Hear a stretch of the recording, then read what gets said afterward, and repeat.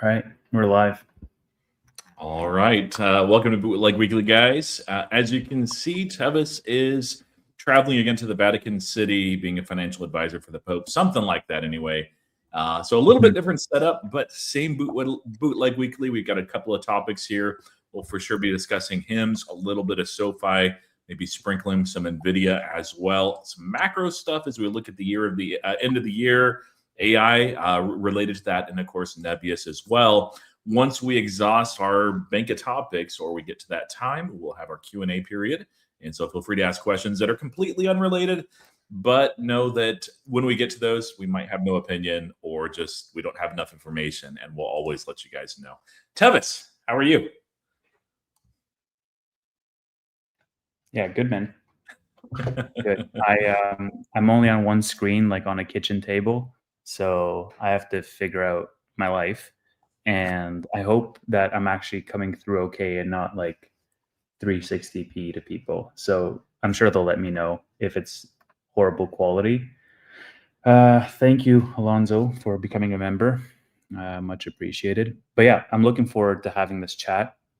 It is currently midnight here, but I did do a little power nap, and so I'll be fresh and ready for this chat. You didn't have to slam a Celsius, did you? Dude, it's crazy. My fridge here is full of energy drinks, and it was so tempting. And I'm having a water instead. So yeah, at midnight, it's gonna mess you up if you do otherwise. Yeah, well, especially like I'm coming off of jet lag too, so like my body doesn't even know what time it is, and if I add that, I'm screwed. All right, so let's look at maybe a stock that we're both fading a little bit on as far as bullishness. Now, to give some context on this was my pick as far as the stock and gift giving from last year. And I got to give that, but Chris, Data Driven Investing, and also Tevis had all said, hey, we would have given it too if had they had an opportunity. So, a lot of us were bullish, and we can take a look where it's at right now. There is HIMS. We'll do year to date, and I'll put it up against the S&P 500 as well. All right, so let's pull up that there, and then year to date. All right, so HIMS is up and has outperformed the S&P 500 year to date, 38% up versus 17% for the S&P 500. Of course, it was up immensely, almost 200% at one point in late February. And so, a lot of people that maybe have bought in a range where it's actually down from there. So Tevis, sorry, I closed that. Let me, if you don't mind, reshare this. And I want to share one, I thought, pretty interesting piece of news as it related to HIMS. This was compiled by Nurse Jerbear, or HIMS House, rather. And here's the original source as well. This is GLP-1 monthly pricing. Now, HIMS is more than just a GLP-1. It's more than a weight loss play, but this was a big factor of why they were able to grow their year-over-year revenue so immensely. And now that it's off the shortage list, no longer the case. And you can see their monthly pricing, which is a little bit interesting. So this is comparing apples to apples, low dose. And we can see HIMS is here on the pricier side, along with Roe. I can see in person, I went to a clinic because I had a minor infection in my thumb. And even there, they're shilling GLP-1 stuff at a lower price point than also HIMS. Monthly pricing, so this is mid-dose, 1 milligram per week. HIMS also is on the higher side too. And then monthly pricing, high dose, that's 2.4 milligrams a week. HIMS is also, it's the same price point no matter whether you're looking at it. And then, of course, bulk is right there. So they're in better company, but they're on the higher side time and time and time again. What do you think about this, Tevis? And this is, does this change anything for you on HIMS? Does it concern you at all? Well, I posted retweeting that post saying I'm starting to lose my conviction in HIMS, and got a little bit of pushback, let's say, from the community because they are, all gas, no brakes when it comes to undervalued, quote unquote, high potential companies. But the fact of the matter is that there's a lot of factors here that are not going the business's way, and it largely remains on the behalf of management to prove it out. For pricing to be on the higher end is disappointing because when we started investing in this company, Roy, they were marketing themselves as the cheap alternative. They were marketing themselves as the affordable option. You can go with HIMS and do a subscription. You have to avoid the high fees you're paying at Novo or at Eli Lilly. And we were expecting them to capture a large portion of the market because they were the only real, them and Bro, you might say, were the only real affordable options, and they were very competitive on pricing. But now, I don't know if you saw the Novo news as well, with Novo coming out with this, pill, and their stock was up like 8 or 9% earlier today. And then HIMS also being among the more expensive options. Well, all of a sudden, you're sort of playing in a different ball game right now. And that's just from a pricing perspective. That doesn't even account for all these other aspects that we're seeing with the business. The growth is more in doubt than it was before, whether they can achieve their very aggressive targets that they set and even raise their forecasts. The macro landscape is still dubious. The lawsuit fears still loom. And it just seems management is very desperate in terms of a lot of their positioning. Saying stuff like, "Oh, we're partnered with Novo. We're in discussions," just to like pump the stock, and then selling into rallies and doing all of these things that, I don't know, it's just giving me a weird vibe from the management side of things. You're having turnover and people who just joined for several months, like the Amazon guy, Nader Kabani, and he was there for 5 months, and now he's no longer in that role. And you're not seeing as much visibility as we saw at the beginning of the year for a lot of initiatives. And I just think that the other shoe is eventually going to drop, where this company is going to report earnings, and it's going to be materially lower than anybody had forecasted. And they're going to say, "This is the new paradigm, guys. Like, we're not seeing the labs feature yield results anytime soon. It will, and the business will grow, don't get me wrong, but I don't think it's going to maintain the same clip." Now, you could counter that very fairly to say, well, Tevez is not trading at the same price where it was, so it doesn't need to compound at the same clip. But I think there is still that misconception, given just how people were responding to me saying I'm losing conviction, that people still think this is the company that it was last year when it went from 20 to 80. Well, it went from 20 to 80 because it was mispriced in the market. And I think right now the market is definitely pricing in a lot of real risks.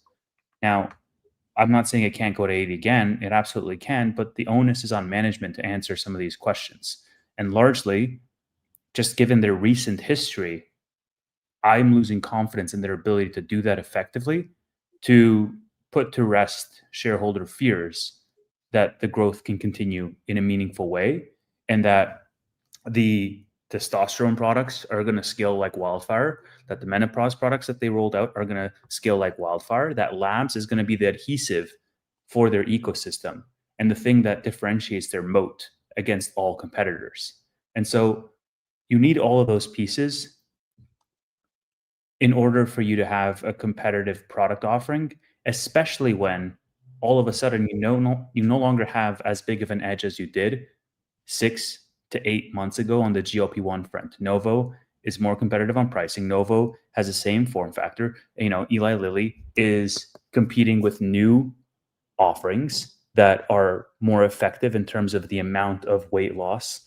So it's not the same. Like, you cannot expect as HIMS management to blindly grow and the market around you does not adapt. It will always adapt. The market has adapted. It sent a clear signal. Now the ball is in the court of HIMS management to prove that they can still innovate and they can still adapt further. And that's why I'm losing conviction. Yeah, and I don't think it's I don't think any of that's too crazy. There's pieces maybe that I disagree with just slightly, but it's not like overall, I think we're both less bullish than we were at the beginning of last year. And it's not necessary. Like, we knew that the shortage list would end at some point. Yeah, I expected a lawsuit. We didn't get that. The thing for me, like beyond what you said, and you raised a lot of good points, is they're doing, you know, acquisitions, which, you know, that's part of their strategy as well. They brought in some key people like Mola Ilashwani, but the picture of what HIMS is trying to build and the strategy that they're using, it's a little bit more murky than it was last year. Last year, I thought we had a really good glimpse of exactly what they're trying to build. And now I wouldn't say they're trying to necessarily pivot, but there's international launch, which is, you know, kind of a question mark. We can kind of see the strategy. The labs you mentioned, you know, peptides is a piece as well, but there's all these little pieces, and it's a little bit blurrier picture. In addition to the yellow flags that you have, it's not enough for me to sell out, but it's enough for me to just say, hey, I'm just going to hold where I'm at right now. Now, the GLP-1 pricing stuff, that's not a big deal for me at all. It's not really a GLP-1 story. It's not a weight loss story. Weight loss is one of those important products, but I think, you know, really the market is kind of waiting to see, and I think fair enough, how the testosterone and estrogen does, and of course the international launches as well. They're coming up over the next 2 reports against harder comps just because of the GLP-1 influx. And then in the second half of the year, it'll transition into easier comps just because they didn't have so much of the GLP-1 revenue, that sugar rush that they're doing the year-over-year comp against. So I'm not optimistic, like as far as, I think it'll probably be range bound, and could be surprise for the first half of the year. And I'm okay with that for the sizing of my position. Now, if the stock, nothing else changes and the stock just collapses to, you know, 15, 20 bucks a share, I'll be glad to add a lot more at that point. If the stock rockets the other way, or, you know, I've mentioned this before too, that I see an opportunity out there where I'm like, I don't have enough money out there. HIMS, out of my very concentrated portfolio, is the one that I have the least conviction in. I'm so bullish. But if I'm like, in other words, if something emerges where I'm like, well, let's just say hypothetically, NVIDIA, nothing has changed, and it just drops on its own to like 120 bucks a share. HIMS is gone, and all that's going into NVIDIA, just as an example. Yeah, it's a question of risk reward. And I think right now, the risk reward is, of course, not as good as the last time it was at 34 bucks back in, you know, January or March or whatever. Tanner, shut up. Get out of here. Also, thank you, Ricardo, for becoming a member. Appreciate that.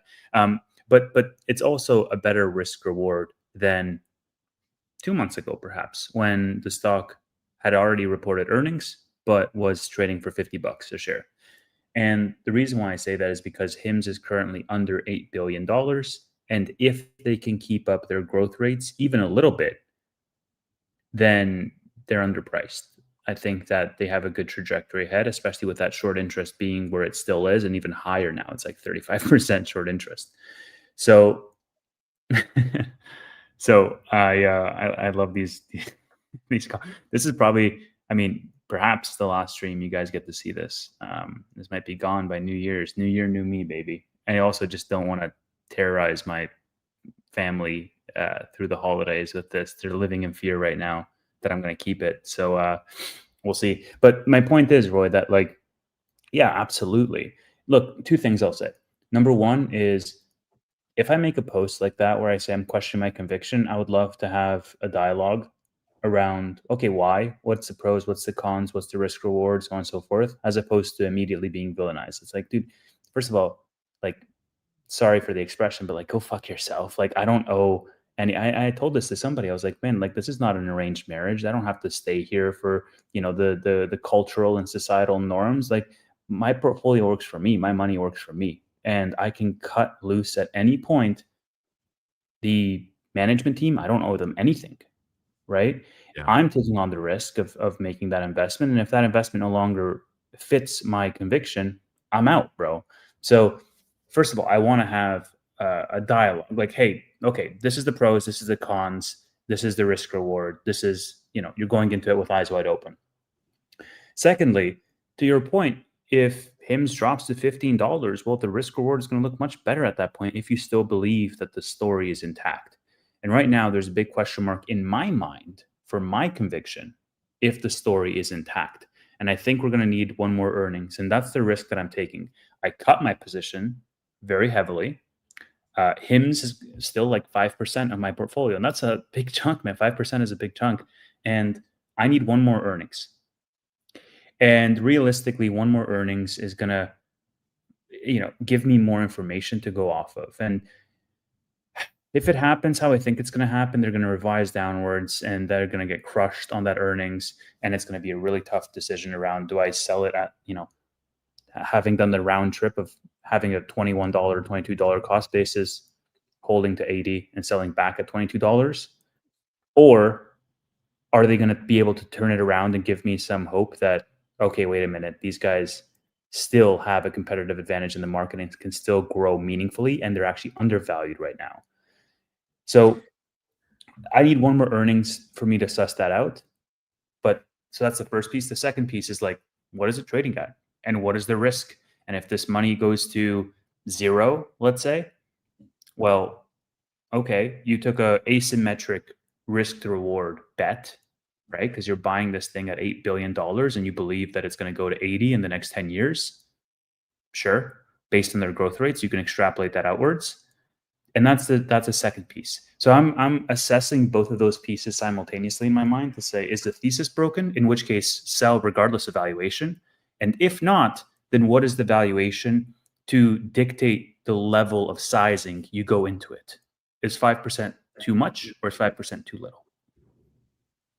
Yeah, I mean, I agree with you. Like, basically, I'm kind of waiting for that earnings as well for that, and also PayPal, where I'm not PayPal. Like, I'm not expecting like to be exiting after the earnings or anything, but it depends on a lot of what they do for guidance. If they're like, hey, it's going to take another transition year, and we're going to underperform and under execute, and here's some terrible guidance, I'll definitely take some off the table at that point. Just because the thesis is weakened, and it has weakened some. I've taken some off. HIMS likewise is like what they do for their full year guidance. Now, I don't think HIMS is going to guide necessarily like super conservatively. And if you throw this up, Tevis, Yes. it shows the what analysts are expecting. So I'm doing this in the quarterly for Fiscal AI, and it's actually a pretty tight range. And you can see further out to it. Of course, it expands not too uncommon. You can see the revisions here. That's what I think is particularly interesting. Is it's all been downward, not a great thing. There's also been price target revisions as well. EPS I've not looked at, so let's give it a moment to load here. But you can see it's actually quite a long range for EPS revisions. You can see the trends here, and it's all been substantially downward as well. So we'll have to see, how this continues. Now, the further out we get, of course, the fewer analysts that we have, but price targets, let's also look at that too. And you can see on the high end for this is a year from now, we're looking at 85, consensus is 44, low is 25. And honestly, Tevis, like, do these feel now that you can look at how many there's not a lot out here, but if you were to throw out a price target, like, where would you fall in this if you had to for next year? Or in other words, like, does this feel a little bit too optimistic? Does it feel too pessimistic, or just right? A high of $85, a low of $25, and consensus of $44. What does that feel like to me? Yeah. It feels like analysts have zero idea what the fuck they're saying, dude. And fair enough. I think that a lot of this, part of it is get a dartboard. The numbers are the stock price, and you just start throwing, man. Whatever you hit, triple 20, $60 stock price end of the year. 3. Like, and it's just like, if you have that far of a spread, analysts have no idea. And normally in that scenario, you would have some alpha because you're like, oh, I have a better idea. So in the case of SoFi, for example, right? Somebody thinks it's going to go to 8. Somebody thinks it's going to go to 35.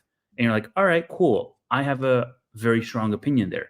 But right now, I don't have a strong opinion on HIMS over the next 12 months because, again, I need to be waiting for that next earnings to see if the thesis is broken or on the way to being broken or not. And that's really going to dictate where that goes in my mind. Yeah. Sorry, I cut you off. Go ahead. No, I was going to say, like, that's what it feels like to me is like, this is a broader, now it's not an extreme high number of analysts or anything like that. So that's part of the what's factored in there. But this is about as wide a spread as you see on a stock. Like, just sometimes there might be like one outlier that throws it out, but like here, we just don't know. And so that's why that Q4 earnings is going to be reporting in the new year, it's so important because, likewise, I would have a hard time putting a price target on HIMS this next year. Like range bound probably for the first half. I think we might get a really good buying opportunity for the second half, but we'll have to see. So, anything else on HIMS, or should we pivot on to our next topic? Yeah, I want to just bring up a couple comments on HIMS, and then Elijah says he bought more today. I'm curious, Elijah, are you still as bullish, or are you like, I think that you're like us, maybe slightly less bullish, but on a scale of 1 to 10, like where would you fall on that, with 10 being extremely bullish? Let me add on to that question from Roy, Elijah. On a scale of 1 to 10, where would you fall 12 months ago, 6 months ago, and today? And that's what I want to see. Like, how has that scale changed for you? And then I also want to bring up this comment. So I was an accident. 1994 says HIMS could have massive potential in the UK as well as the EU. They don't offer a lot as of right now, but healthcare there kind of sucks. This is false. Zava offers a lot in, I think it's 8 countries. So yeah, they could offer much more in the EU, in the UK, also in Canada, right? Because they expanded there. I think international expansion is going to be a big part of the thesis in 2026. If I had to make a predictions video for HIMS in 2026, I would say international expansion is going to drive a good chunk of the growth. That's a sort of measured bet you could make, but not having a presence or not offering a lot, I think is discounting Zava. And Zava, I think, saved their butt on the last quarter's earnings. Oh yeah, it did for sure. Yeah, and like that's the other unknown too. Like even if they had very crystal clear guidance, I don't think even HIMS knows, because the healthcare scene is so different in Europe and also Canada than it is here in the United States. How it'll perform relative to other plays, it won't be like, is it just okay? It's Zava, which Zava was a fine business. You know, they acquired it. They'll do some revenue there, or is it going to be like this massive opportunity that they tap into? I lean towards it just being accretive and decent, but it's an unknown, and that's why it's that funnel is so long. Yep. Do you want me to bring your thing up or keep going with some HIMS comments? Well, this is on SoFi, so our next topic. Oh, okay, just give me a little bit of slack on the comments. I think we're going to see a lot of growth in the next 2 earnings reports and think they will be pushing for solid beats, I hope. Why hasn't Zava rebranded as HIMS yet and not advertising a lot? Great question for Andrew. I would also be interested in the answer to that question. What's holding HIMS back? I'm thinking of taking a position. In my opinion, HIMS is holding HIMS back. Yeah. It's really the management team needs to, I think,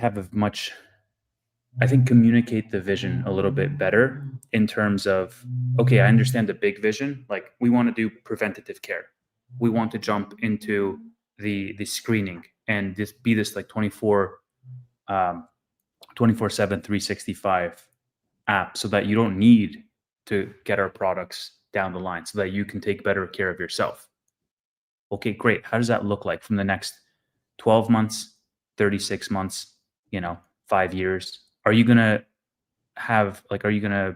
do a wearables piece? Are you going to have a watch or a monitor or an Aura ring? Are you going to compare with Whoop?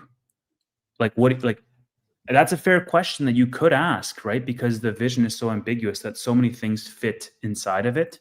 And so I understand the total addressable market is large for these, but in every total addressable market, they have competitors. And so I would like a better articulation of how they plan on achieving those growth rates, because right now, all we're seeing so many of their competitors gaining ground. From, like, you can look at website traffic, you can look at the app downloads, you can look at whatever you want.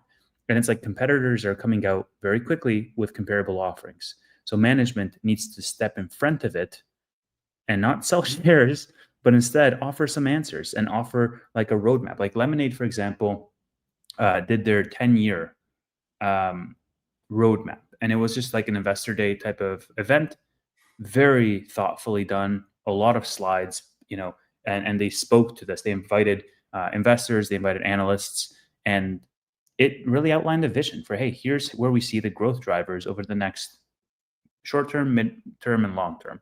And I think HIMS could benefit from something similar. Yeah, I agree. That's also looking for something similar to PayPal. Put up Elijah's comment. He did reply at 6:25. He says, "I'm still bullish but cautious about the core business growth. Disappointed in the HRT rollout so far, and have questions around labs. I still think 2026 will be a great year if management executes." The problem is the if there. But yeah, I agree. I mean, I'm not willing to sell my position because I'm like, the potential is still there. In the past, they've executed well. I feel like they've stumbled more than they should have this year, and it's mostly their own fault. And then here's another comment. Also leaking unfinalized Novo deal and not giving an update is not cool. It's been 2 months. Novo made a bunch of deals with other telehealths and left out HIMS. I still think there's bad blood there, although I do think the lawsuit risk is very low right now. But I think that deal is not existent. I think he said it in hopes of pumping the stock for whatever reason. I don't think it's true. And if that's actually the case, I mean, that's very hard to prove. But if that's actually the case, then that is a red flag staring in your face. yeah, at the very least, it's a yellow right now. Yeah. Okay. Let's move on from HIMS. But like, look, this is exactly the level of dialogue that I was hoping to have on X, and it just people get married to their stocks, man, and it's just it's crazy to me. So, anyways, not to spread FUD or bearishness, I also, by making that post, I also said in that post, like, I'm not immediately selling out of all my shares, but I will size appropriately for right now. And I am in the direction of selling all my shares if these questions don't get answered. But as you know, with many names, I give it 2-3 quarters to have management have enough time to be able to turn it around in the first place. Mm-hmm. All right, bring us to the next topic. All right. So this was somebody that posted, brilliant poster, good guy on SoFi. You noticed some LinkedIn stuff related to this. I had some emails, a bunch of emails from SoFi that seem kind of to line up with the same thing. So your post, if you want to just kind of introduce this side of the topic as far as a small business banking, but for some context before we get into that, last week, they mentioned in that Crypto in America conference that Notice said that they were getting into big business banking. Maybe it's a little something different than small business banking, but so Tevis, kind of break down for us like what you've observed and what you're thinking that this means. Yeah, so this was on LinkedIn. I follow SoFi. I'm connected on LinkedIn with people on SoFi, and I follow, whenever Noto posts, it gives me a little ping. Whenever Crystal Point posts, it gives me a little ping. I saw this come up in one of the roles, and interestingly enough, it is a small business banking role. Now, it's different than big business banking. So big business banking is, do you know what the difference is, Roy? Like the key difference? Other than size, no, not really. Okay, so I didn't either, and so I basically had a little session where I was asking ChatGPT, and it explained it. So small business banking is more like a commercial. It's a service. It's helping a business essentially run. It's about infrastructure. So you set up a checking account or a credit card or a loan for like, a small restaurant in your area. You help the business owner manage the day-to-day cash flows, paying employees, buying inventory. Now, SoFi doesn't offer those direct services. I mean, the most direct one that we've seen being asked for is like Kyle is a perfect example. He's a member of the SoFi retail community. He's a contractor, and he wants to be able to have direct deposit as a contractor. Now, as a contractor, you might get different amounts of money. It's very difficult to suss out, like, hey, what does that direct deposit look like to have a checking account, essentially, a business checking account. Now, big business banking, on the other hand, at least how Gemini was explaining it, is like acting like a sponsor bank on the commercial side of things, essentially letting other institutions rent out SoFi's banking charter and technology to issue their own cards, to process payments, So we're thinking millions of transactions, ACH, wires, issuing thousands of cards, similar to how we've seen where they've leveraged Galileo to issue a debit card or a credit card on behalf of whatever. It's just wrapped. So in the big business banking case, I think the cyberbank core is going to help really a lot with payment services for commercial clients. But the small business banking, it makes money on interest. It makes money on monthly fees. It's having a checking account for small businesses, letting them manage their day-to-day operations. Whereas the big business banking really makes money on the volume, like interchange fees, processing fees, and all the transactions that flow through the system because they're using SoFi's architecture. So that was the big difference in terms of the structure of how I understood it. Now, there might be nuances that I might be thinking of that are wrong, but yeah. So like an individually owned motel is a small business, and you need to manage. Okay, what are the expenses? What are the inputs? So on and so forth. But like Hilton is a big business. They might offer their Hilton checking accounts or their Hilton payments points, credit card, and you need to handle that entire volume. So that's how I understood the nuance to be. Yeah, so it seems like that there's a good bit of overlap with the big business banking and the tech platform that they've already built and they're using. So, Mhm. but yeah, this was interesting. So along with this, I received, even though I unsubscribed from a bunch of different emails and notifications from SoFi because it was just too much, guys. But I still left on some just because I want to know about new products and things that. And so I received over the last 2 days a ton of emails from SoFi. I think like 4 or 5, despite unsubscribing for a bunch. And 2 of them seem to be very focused specifically on growing my business, which it's you already have these loans available, and so it's more focused on that side of things. But Mm. just based on the wording of that, along with noting this, along with what Noto said last week, I don't think this is going to be one of those things where it's like, yeah, we'll have our business banking and we'll kind of mention it here casually, and maybe in like 16 months we'll actually launch something. I think that this is coming sooner rather than later. It wouldn't Mhm. surprise me within the first half. Now, with the credit risk hiring, that's a key role there. So I don't think that this is necessarily like that they're like right there ready necessarily to launch small business banking. Maybe it's big business banking first, small business right behind it or something like that. But I don't think that this is going to be like us waiting forever necessarily. So, and it's very accretive for SoFi, very important like in the business. Yeah. Nick says small business banking is big business for banks. Small business accounts can make a lot of money because there's a lot of financial services that small businesses need. And that's absolutely it. Like if you need a sort of central nucleus to manage your entire business, there's third-party solutions, but there's no real, I mean, there's it's difficult to find third-party solutions that also can offer you unique benefits that are powered through the vertical integration of having a nationally chartered bank license. And that's one of the competitive advantages that SoFi could have. One other stat is the headline total addressable market for small businesses in the US is about 118 billion.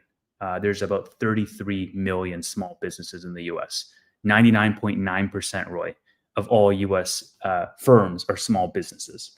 And so, and the other thing is like large banks, traditional financial institutions like the JP Morgan Chases, the Wells Fargos, like they're actively pulling back from lending to small businesses because they're underwriting really small loans, like underwriting loans for $100,000 or even less, and that's just it's too much hassle. It's expensive for legacy banks, and I think that leaves a really important gap in the market for a neobank like SoFi, a more modern tech stack like SoFi, for them to fill.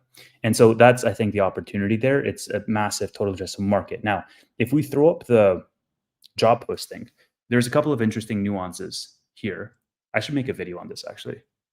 Maybe tomorrow I'll have the time.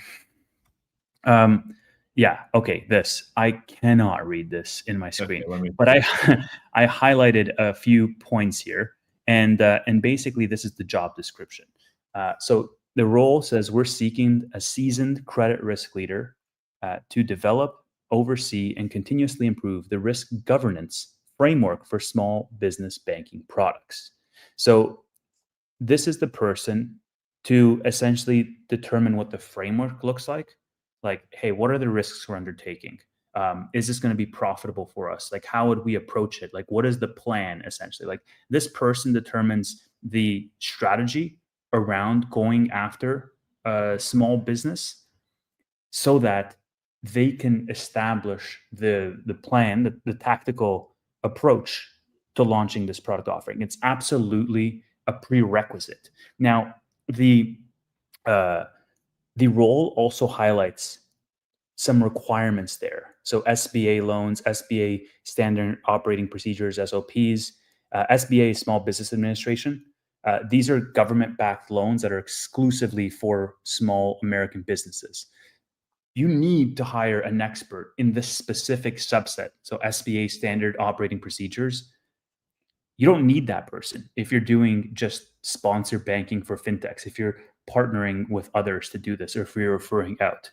It confirms SoFi has their own plans to originate loans directly to small businesses in a very meaningful way, because they're specifically in the job posting asking for these very unique skill sets for this role to have.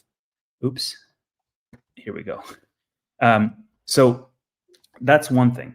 The job description also lists out specific products that the role is going to oversee, highlighting merchant cash products. So small loans based on daily credit card sales, which is used a lot by restaurants, for example. They highlight business checking. They highlight business credit card. They highlight equipment financing. So loans to buy machinery, vehicles.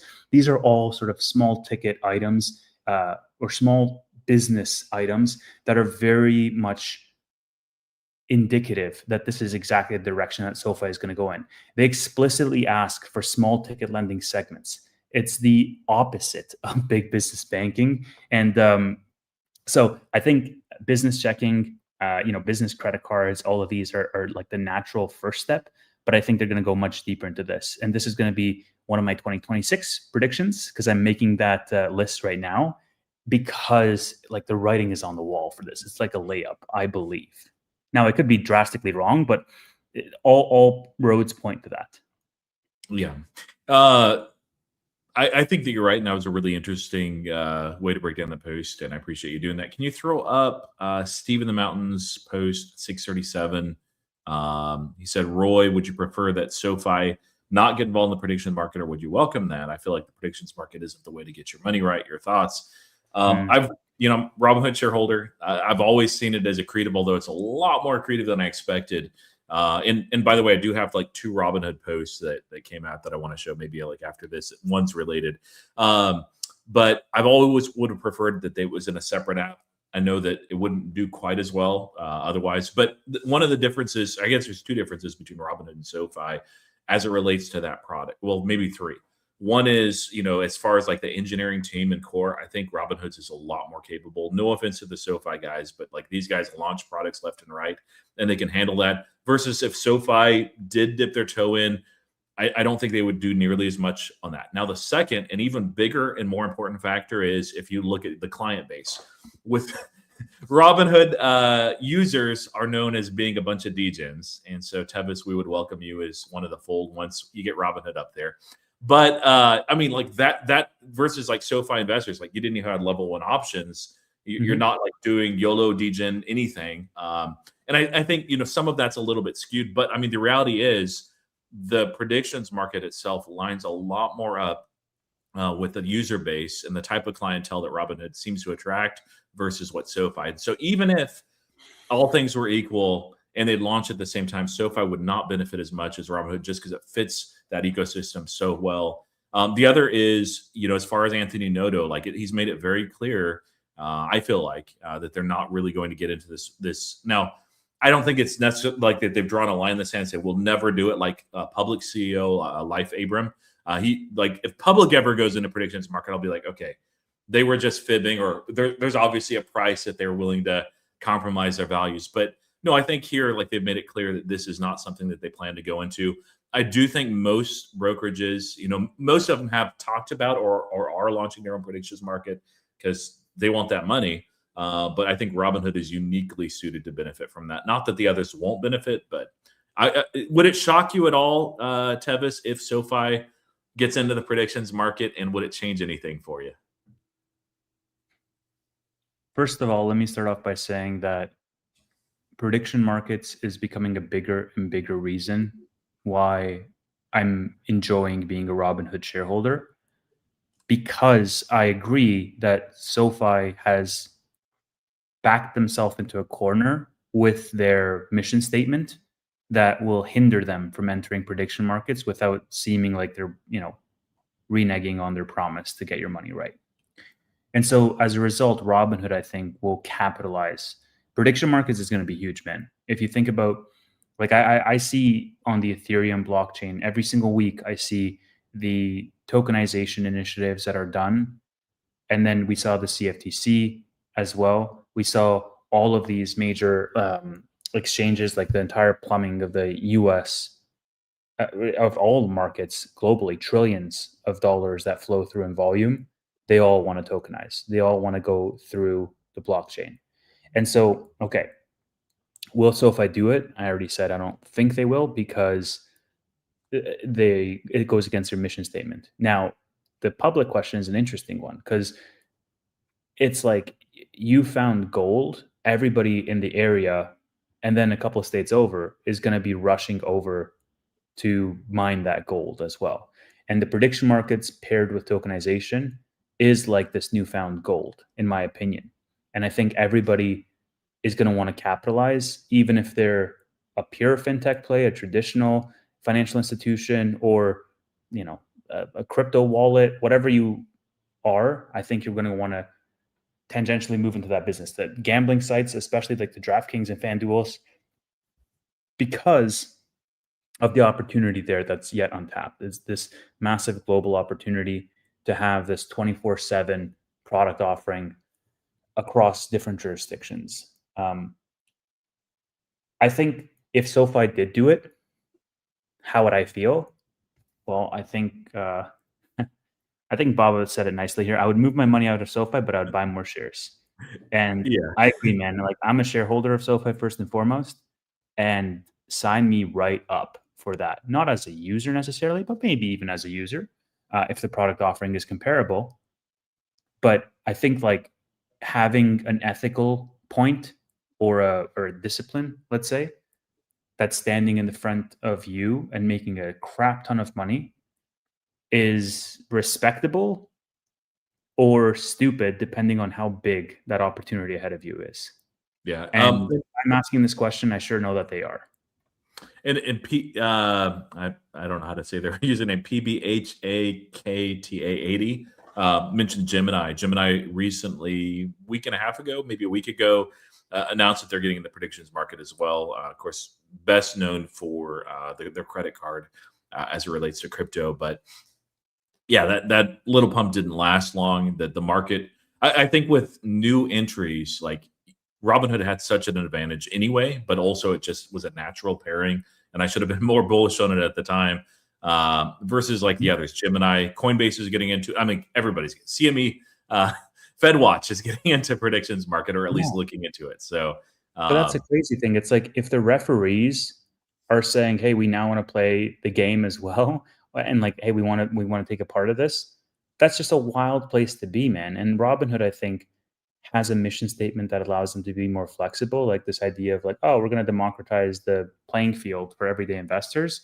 And that could apply to equities, that could apply to crypto, that could apply to prediction markets, or anything sort of in between. Like, it doesn't stop them from entering any specific space. But it's like SoFi's mission statement is like, hey, smoking kills you. And then we're asking them to become a tobacco brand now. It's like, yeah, well, yeah. I don't see it ever happening. But I think that some of those that have been a little bit slower, they'll see the potential, they'll see the money, especially as more regulation gets clarified. Some of these lawsuits, and the lawsuits, by the way, are not just one direction. Like Coinbase, I saw filed a lawsuit because I think it was Michigan, and the gaming commission was trying to prevent that launch in Michigan. They're like, well, this isn't gambling, it's predictions, and that argument's out there. We'll see how it does. And it fares. Argument, but it is what it is. Well, yeah, legally it can be true that it's not gambling product versus like practical use. It's like, yeah, I don't know about that. So, yeah. I would welcome them to do it. I don't think they will. I don't think it's even, on the horizon for them.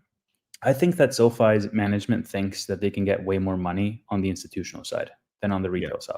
Oh yeah. There's a And great opportunity if it's like, hey, this ocean is very plentiful, you can catch a lot of fish. You just need to reach in and scoop up one. It's that they're like, hey, screw it. Like that's great. We're also playing in this other ocean, and it's equally as rich. And that's the institutional side of things. Through loan platform business, we see the total addressable market there, especially if they expand out of their credit box and out of the unsecured personal loan offerings and into student loans, which I think they will do in 2026. So I don't think the FOMO factor from a management perspective is as large as we might think. But at the same time, I guarantee you that if prediction market press release pops, stock is also going to pop like 10% on that day, because everybody can. You don't need to be a 150 IQ genius to understand the opportunity here.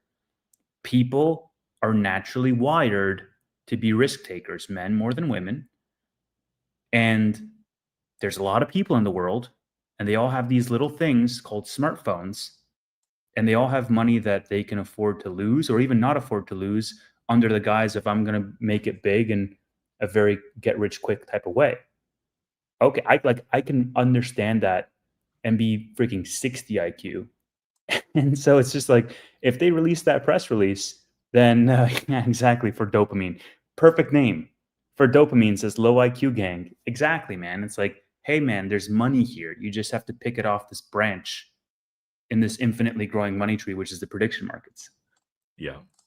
All right. So kind of related. I wanted to share one Robinhood post and then go more onto the, excuse me, macro. Less. Thank you. Here is an update on Robinhood's banking product. Now they announced this, of course, at their San Francisco event.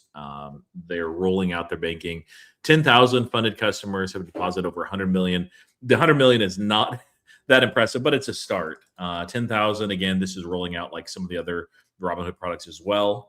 But yeah, they're not a bank, but they are partnered with Coastal Community Bank as well. So that's one of those things, like going back to SoFi, of I don't think that Robinhood banking is like a threat to SoFi, but there's a lot of institutions that are, have applied for a lot of banking licenses.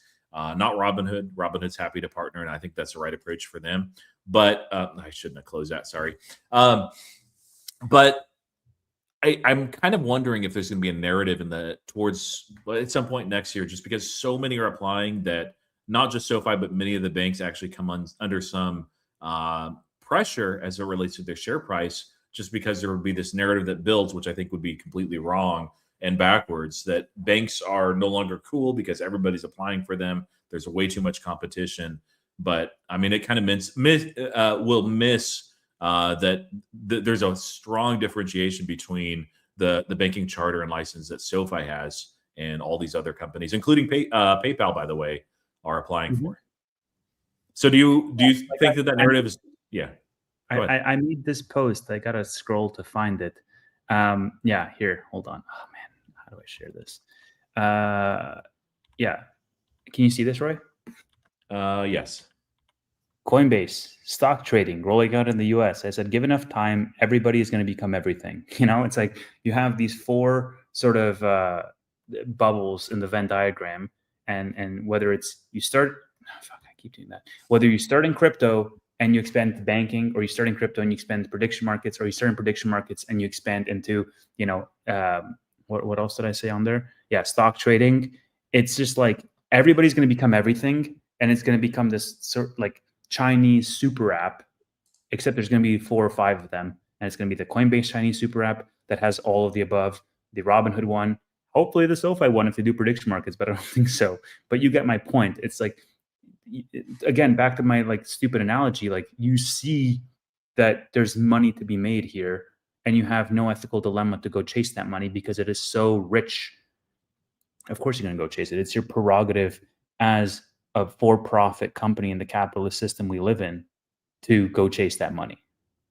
Get your money right. Yep. Speaking of Chinese companies and Yes. super apps, by the way, I do think that like you're right that every fintech out there, until they stop dreaming or they find like such a compelling niche that they're like, we just have to focus on this. I think all of them at least start out dreaming to be that everything app, that super app, and some end up saying, okay, well, this is actually a niche, but maybe they always want to keep that on the table.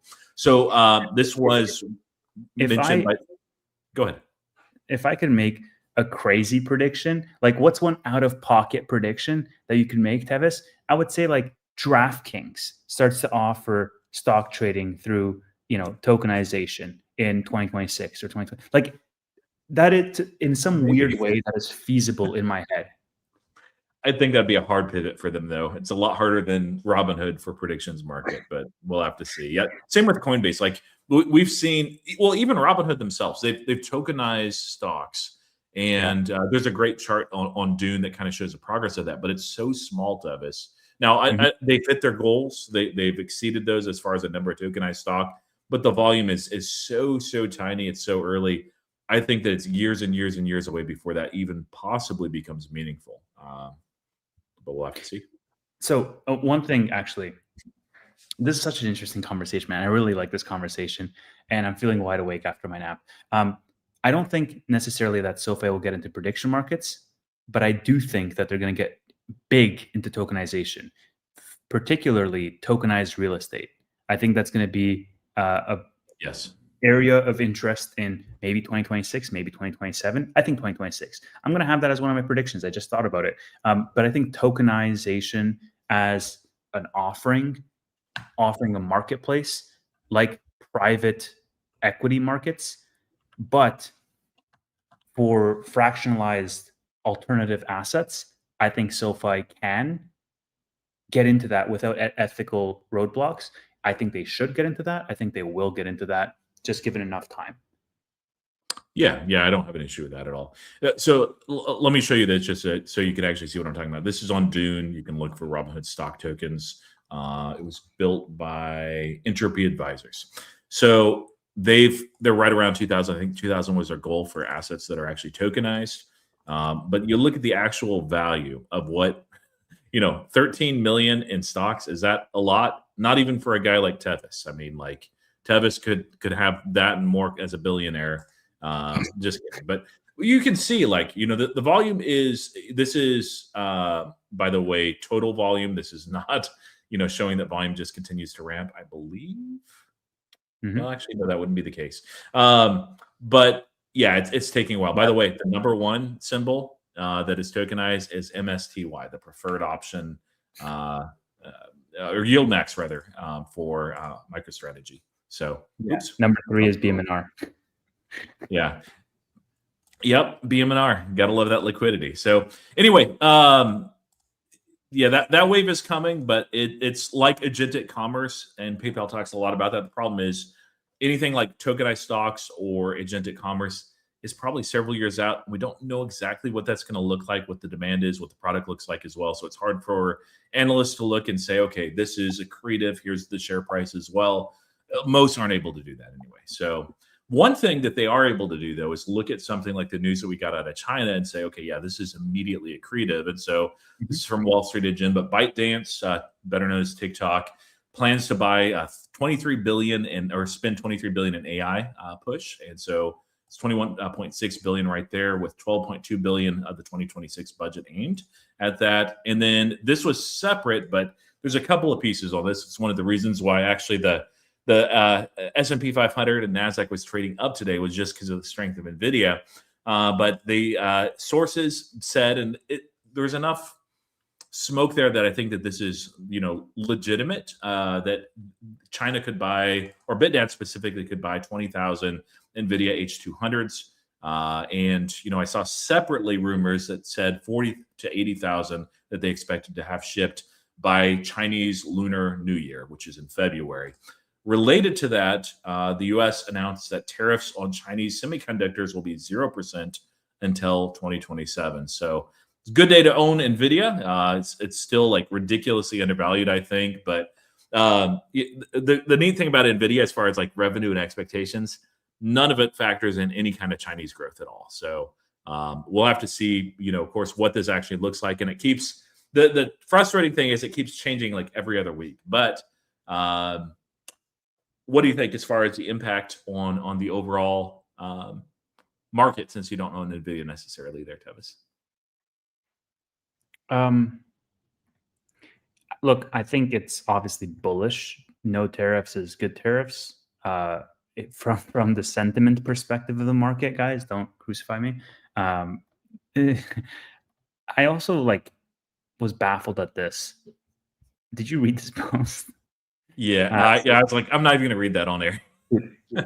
GDP was up 4.2%, and anyone that disagrees with me will never be Fed chairman. I want to have a market the likes of which we haven't had in decades. I said, look, probably not healthy for the underlying economy, but my quant over here wants to send us all to Valhalla in 2026. How can you bear it? How can you be bearish on a market where literally the president is like, I want to pump you guys to all-time highs and then some. And by the way, the market did hit all-time highs, I think, today. My portfolio didn't because I'm heavy BMNR and NBIS, but my point is yeah, I understand there's all these real fears in the economy. I'm not discounting those real fears. I think they are actual fears. But at the same time, you're going to have a very aligned incentive structure between you and the administration. And I mean, we know by investing in stocks where management has their own performance units, like SoFi or like Tesla, it's very good as a retail investor to have your incentives aligned with the people that can actually make that change. And now you have it with legislatures, with regulators, and we saw how fast they moved on crypto. The OCC immediately, as early as February, started making moves, and SoFi got it back up and running by November. So my point is if he goes to make zero tariffs on China strictly just to pump the markets, he's going to do that because that's one of his main things that he cares about. So I expect whatever pressure is artificial pressure, and this is where the taco thing comes in, because now it's okay, well, he's shown his hand that he wants, he cares what the markets are at, and he cares what the underlying economy is at. So he's going to be incentivized to make those numbers come to reality. And this is one of those figures that I think helped move the market today. From quarter three, there's always estimates, but U.S. quarter three was 4.3% GDP versus 3.3% expected. Significantly stronger.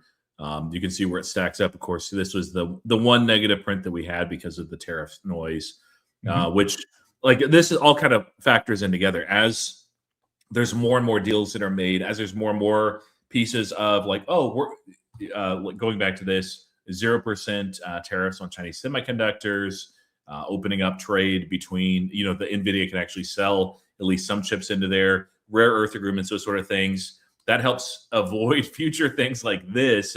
If you recall the Trump agreements with China in his first term, a lot of those stuck and remained. And so I think that, we'll continue to be maybe not at 4.3% every quarter, but there's a lot of growth on the horizon.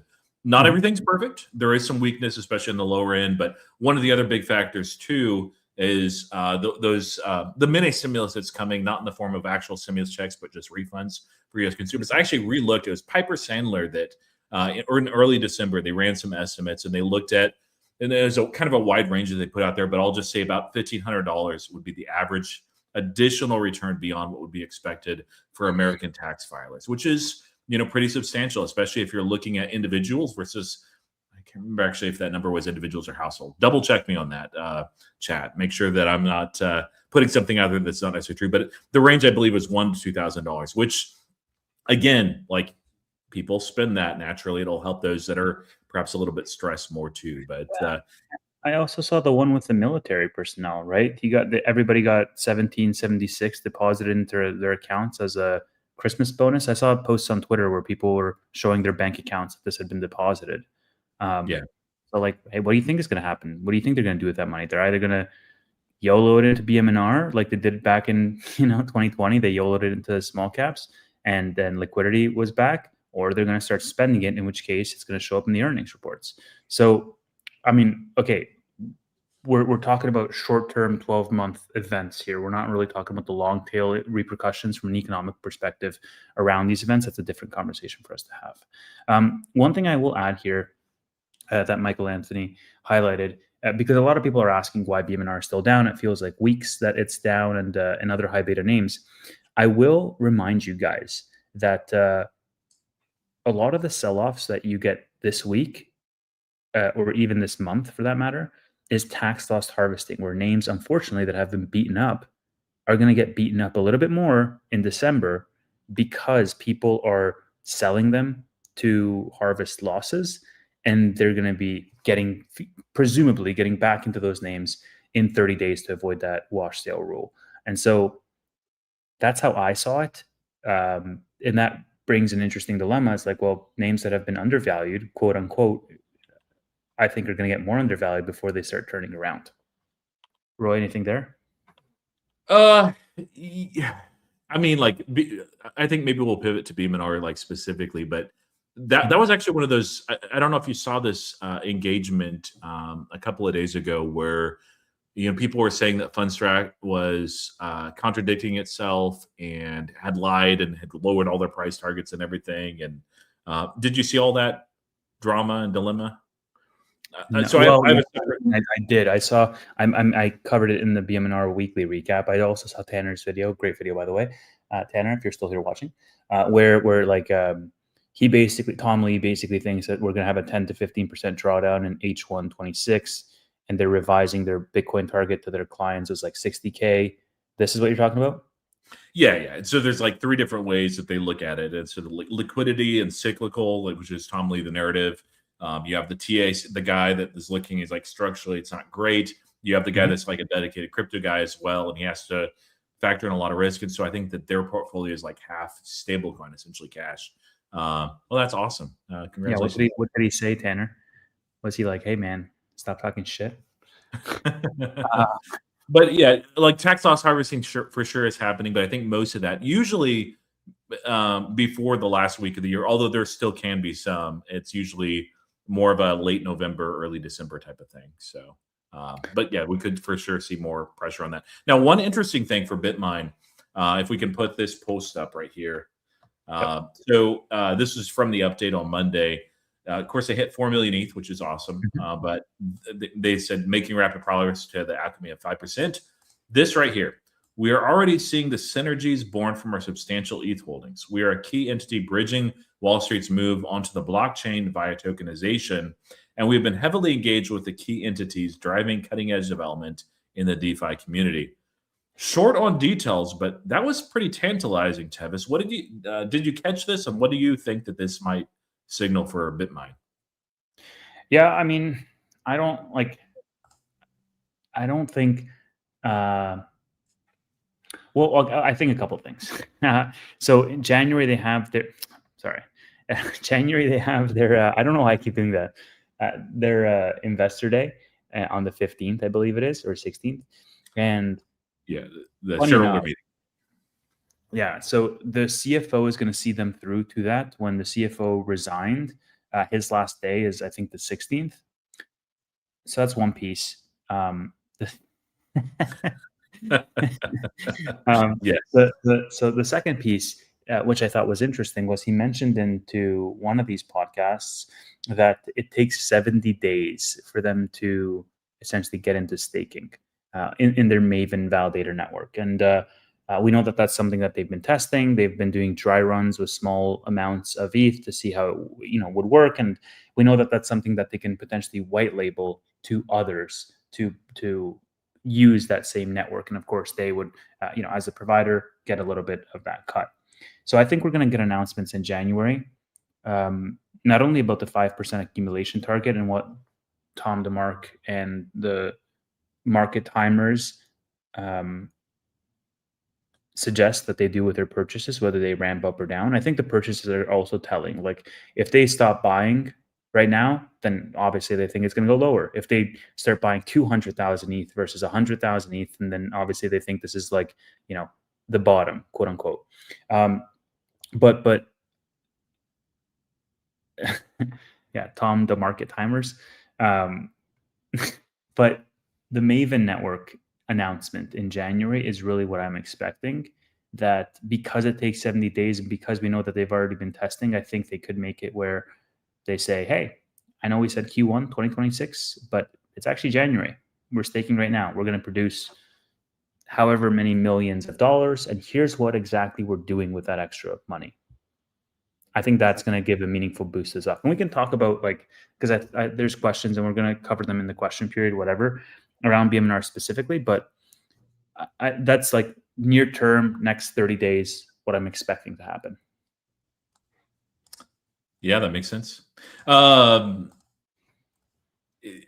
love, kind of as we like go into the new year, there's a lot of stocks that are like that, where it's like really exciting opportunity, something new that they're building. We'll have to see what it actually looks like when they launch it. With SoFi, the business banking, you have that with BitMine. You have some question marks, more question marks, I think, than anything with HIMS. Robinhood's launching. It's awesome. So, let's see, we have a couple of things that we can still talk about too before pivot to comments. You'd mentioned Ackman's SpaceX proposal, which I've actually not seen. Okay. I've heard about it, but I've not seen it directly. And I looked under his profile, I didn't see it there. NBIS, and also we can talk about the Tim Cook and Nike if you want to. But well, let's just knock off Tim Cook and Nike real quick, and then I'll find the Ackman post as you do that. So Tim Cook, CEO of Apple, bought about $3 million worth of Nike stock. I don't know what you have up, Roy. Is that it? It is, yeah. All right. Tim Cook is, I believe, a director of the company in Nike, or like he has some type of position in Nike. But is there anything else that we want to add there, Roy? Like, is Apple buying Nike? Oh my gosh. Well, no, it's not Apple buying Nike. That would be weird. Actually, really weird. I'd have a lot more concerns with Apple if that was the case. But I mean, they can afford it. That's I mean, they tried the phone stocks, so now they're like, you know what we should do? Become a full retail company. Yeah, we'll see. But I mean, there's a lot of people that are heavy, well-known, and this is interesting. That's a CEO too, buying large stakes in Nike as well. This is one I looked at. Was it a year ago? Maybe a year ago or so, and I was interested in learning more. Looked a little bit more, and I decided, I'm going to let this one go. I'm not going to get into it at all. It worked out pretty well. But for you, Tevis, are you interested in Nike at all, or are you just saying, yeah, apparel's just tough? Like Lululemon, I swung traded, lost some money, hit my max loss threshold, got out. And popularity can fade over time. And the hard thing with Nike is like there's this transition that's happening with the new CEO, which old line companies like this, it just takes a long time. So turnaround plays. I don't want multiple of those. I already have one with PayPal. So, and that has been painful. Yeah. 52-week low with a 2.86 dividend. What's their PEG ratio? Yeah, I'd have to look it up. I don't know.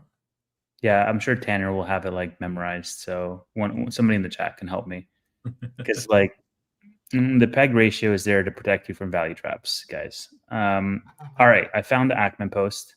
Let us pivot to that, unless there's anything else on Nike. Yeah, let's pivot. Okay. PEG ratio 2.24. There you go. This is why 52-week lows and 2.86 dividend is because they have a 2.24 PEG ratio.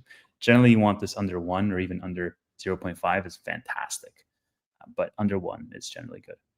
And that means that their price to earnings is smaller than their growth rate.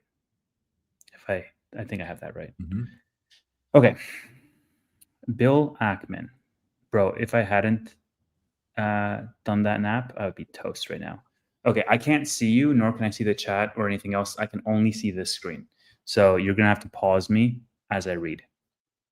Okay, Ackman posted this on December 20th, just 3 days ago.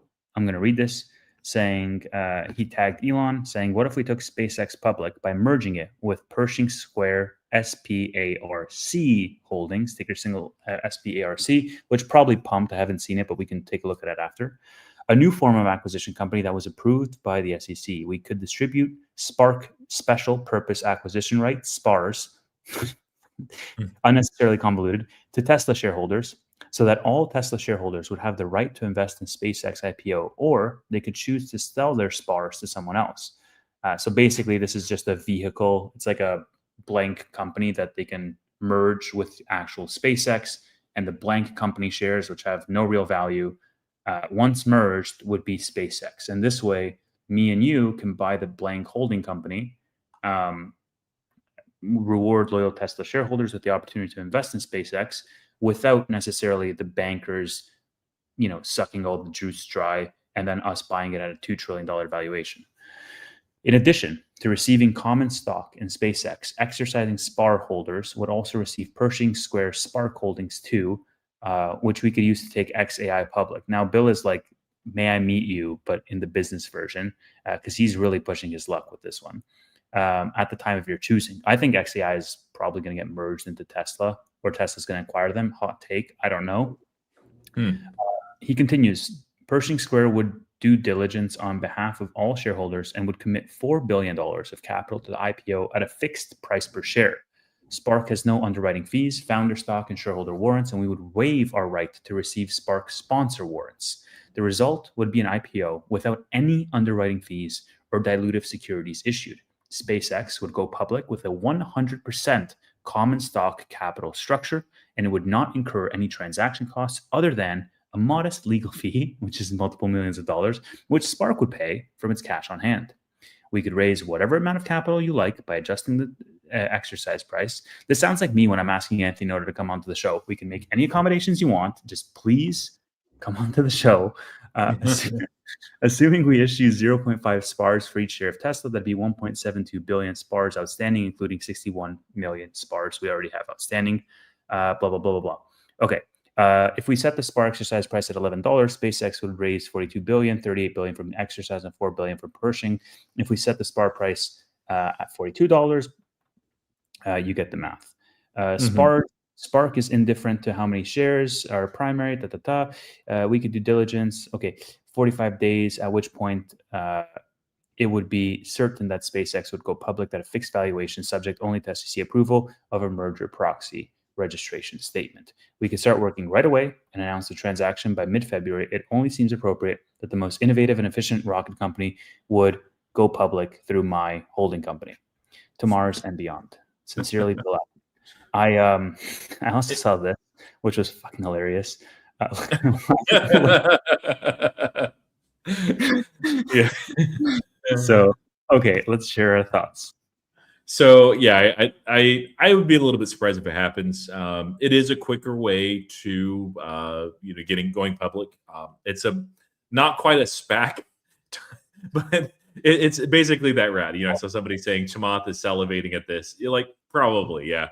Ackman, of course, would love to have a piece, and no matter whether they do IPO, I haven't seen any rumors, but if they did DPO, like whatever they do, or if they go this route, there's going to be a lot of interest in this one too. So yeah. Now Ackman at the end basically makes a plea. He says, "Oh, we want to do this in the most equitable way for Tesla shareholders." I think he's looking out for number one, not really too concerned for other Tesla shareholders. So okay, let me just put it to you this way: this is the richest mofo in the entire world, $750 billion. No, he's not going to respond, Mary. He's not going to respond to that, and this is why. Because this is the richest mofo in the world. What is stopping him from creating his own blank freaking holding company and just doing it through that? Thanks, Bill, for the great idea. I'm going to do it through my own holding company and not be beholden to any external factors at all. Sincerely, Elon. It's just, what is the benefit that this honestly, literally sounds like me pitching Noto. Please come onto the show. We'd love to talk to you, and we'd make any accommodations. And I just get ghosted. And in the same way that Bill, I think, is going to get ghosted here, because he's not really offering a lot of value to Elon that only he uniquely can give. It takes 3 to 6 months to have us. Who cares? They already want to go public in 2026 anyways. Yeah. So, and I'm sure they have, a lot of people lining up and saying, please use us and let us help you IPO. SpaceX, Other than like OpenAI, if OpenAI IPOs next year, SpaceX will be the largest and most in demand IPO of anything. And it won't even be Yes. close. I think Medline was the number one of the year so far, and like this just would blow that out of the water. Roy, can you imagine? And this would be like, so Elon always says the most entertaining outcome is the most likely. And so now I immediately think that this is going to happen. But can you just feasibly imagine the death knell it would be to all of these bankers that the largest private company in the world actually did a direct listing or a SPAC listing to go public, and them just like seeing their faces completely drop because they can't take advantage of those exorbitant fees and taking advantage of the public on IPO day by Yeah. mispricing everything, which we've know it's like a running joke at this point. Like, I just think that would be poetic justice to the entire system. And that I think Bill was on to the right mechanism, but I think Elon can just do it himself. There's a little known company, I don't know if you heard about them, that did a DPO back in I believe it was 2021 January. It had been December 2020. Company that starts with P and ends with Palantir. Yeah, Palantir. Yeah. It's rarely done. The nice thing about that is like the problem with IPO, and Chamath like even called it out, which is a little bit ironic, but it's more like so that he could defend the SPAC thesis of like why that should be a viable way to become public. But in essence, like the IPO structure is skewed to help institutions and help people that were in there on the ground level, not us retail. It's not made for that at all. IPO access is nice, but ultimately the DPO is, it's saying forget you guys as far as all the banks and everything, all the institutions. And that was one of the reasons why, there was I think it was one of several reasons why there was some hangover on Palantir stock after that initial pop all the way up to $45 a share. Then it came crashing back down was, some really took it seemed like almost personally because of the DPO. I think because Palantir has paved the way, and it's also like a fascinating, exciting company like SpaceX, I don't think SpaceX would have a problem if they did DPO. I've not heard any rumors, but it would be kind of amazing if they did DPO route, and I would be buying a bunch of that. Versus like IPO, it would be so overheated. I might ask for like some shares and get like one through IPO access, but other than that, like I'd just be on the sidelines. Think about it like this. In previous interviews, I can't remember, it might have been like 2020, 2021, or maybe 2022 when they were asking about SpaceX going public back then. Elon basically tweeted, I remember this like it was yesterday. Elon basically tweeted, he said, there's no real utility in SpaceX going public because I lose a lot of, like I have a shareholder board to be beholden to, and we don't really need the financing. So I'd rather retain the control and keep doing the Mars thing. Mars is not going to be a capitalist venture. It's going to be a sort of mission driven, company, and we're not going to see a lot of profit. Once we launch Starlink, we're going to think about it, or maybe we spin off Starlink. This was like Elon said this. Who is the guy from Super Troopers? Hi, my name is Travis. Nice to meet you. Welcome to my channel. So lo and behold, they did launch Starlink. It started making a bunch of money. And now, for whatever reason, data centers in space or whatever speculation you might have, they are going public. Okay. Elon did say back then that he wanted to find some structure that is favorable to existing Tesla investors for basically being a part of the ecosystem. What if they could organize it in such a way where, all right, here's a form, and if you could verify that you are a Tesla holder, and then B, will stack rank Tesla holders by how long you've held Tesla, that gets you a higher spot in the lineup to get shares. That would not only be fair to Tesla holders, it would also pump the hell out of Tesla stock, because if I want to get SpaceX access, that's not 3x higher than the next guy. I'm going to buy some Tesla stock and I'm going to submit that form. I don't know what the legality is, but this is a way that I'm thinking of that he could do it to fulfill his initial intention of having Tesla shareholders benefit, because Tesla has been a high beta name. It's been up, down, and sideways for the last however many years. And so he's like, hey, thanks for investing your time and effort and money with me. here you get preferential treatment for my next one. Yeah. Yeah. The other way they could go about that too is just say, okay, we're going to partner with Robinhood and tokenize the stock. But I don't think Elon would do that necessarily. It seemed like that he had some concerns when initially SpaceX and OpenAI were tokenized. Robinhood gave those out for free to some European wallets out there. We didn't have access, sadly, but yeah, there's a lot of vehicles out there. He doesn't have to use Pershing Square at all. I think it'd be unlikely, but I think that we'll see it public this next year, which is really exciting. So, pretty high valuation though too. All right, one last regular piece of news, and then we're going to pivot to question and answer. This is from NBIS. I've still maintained and just on the outside looking in on NBIS, but this is an update on basically the Missouri data center play with a couple of dates that were announced right here. And so we already know, because they filed permits and everything, that they're building a data center there. There's not necessarily a formal announcement yet, but that's probably what this is. So NBIS plans to conduct an open house on January 12th in Independence. The Independence City Planning Commission meets January 13th with the expectation that the data center project will appear January 20th on the full city council docket. And so, and this kind of sets up the timeline as well. More in that article if you're interested. What do you think? Is this one of those things, Tevis, that it's a piece of news that's not necessarily going to pump the stock when that's announced, or are those dates meaningful and significant to you? How are you playing this? Yeah. So if I'm thinking about why this is important, is because it speaks to the capacity ramp for their business. The capacity ramp is a key driver of the input models of what we can feasibly expect the scale of the business to be. So this is like, I have a lemonade stand. I'm looking at new locations for new lemonade stands. It's going to really materially change how much lemonade I end up selling next year, if I can get it or if I can't get it. Cool. All right. Now, that's why it matters.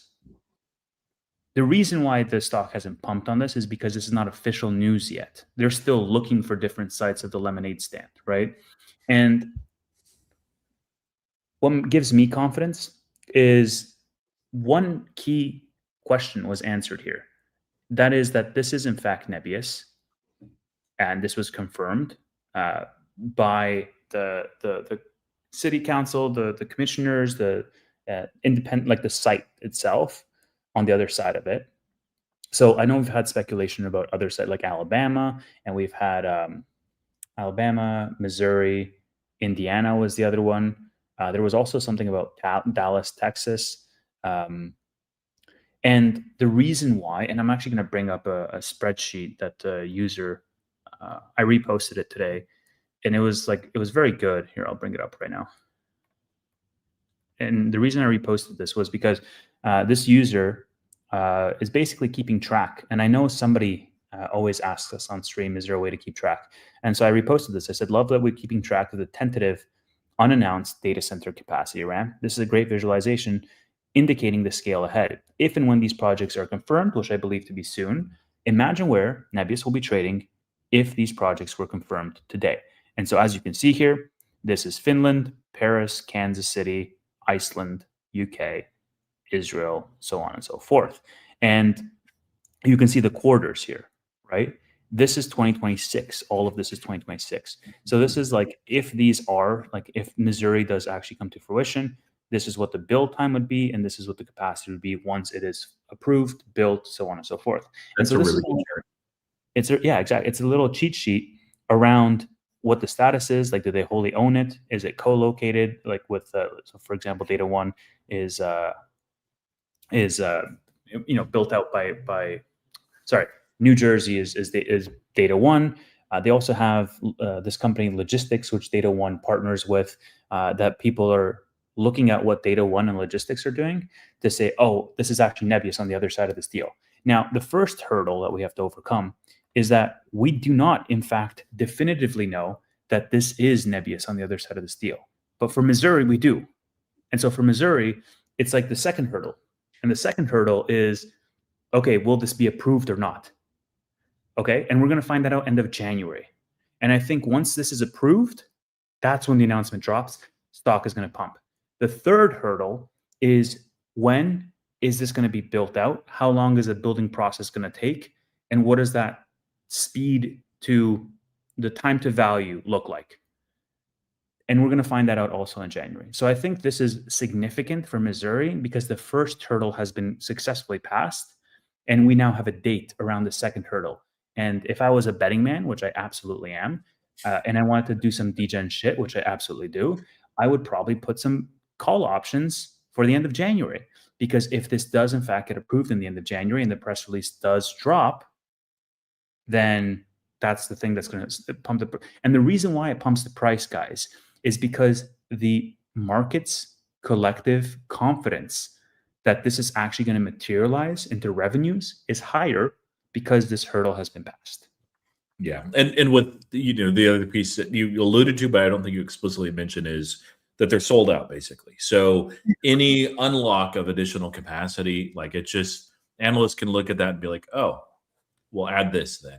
Leads to a lot of revisions in the upside for EPS, although it's just going to be negative probably through 2028. We'll see if they make it in 2027.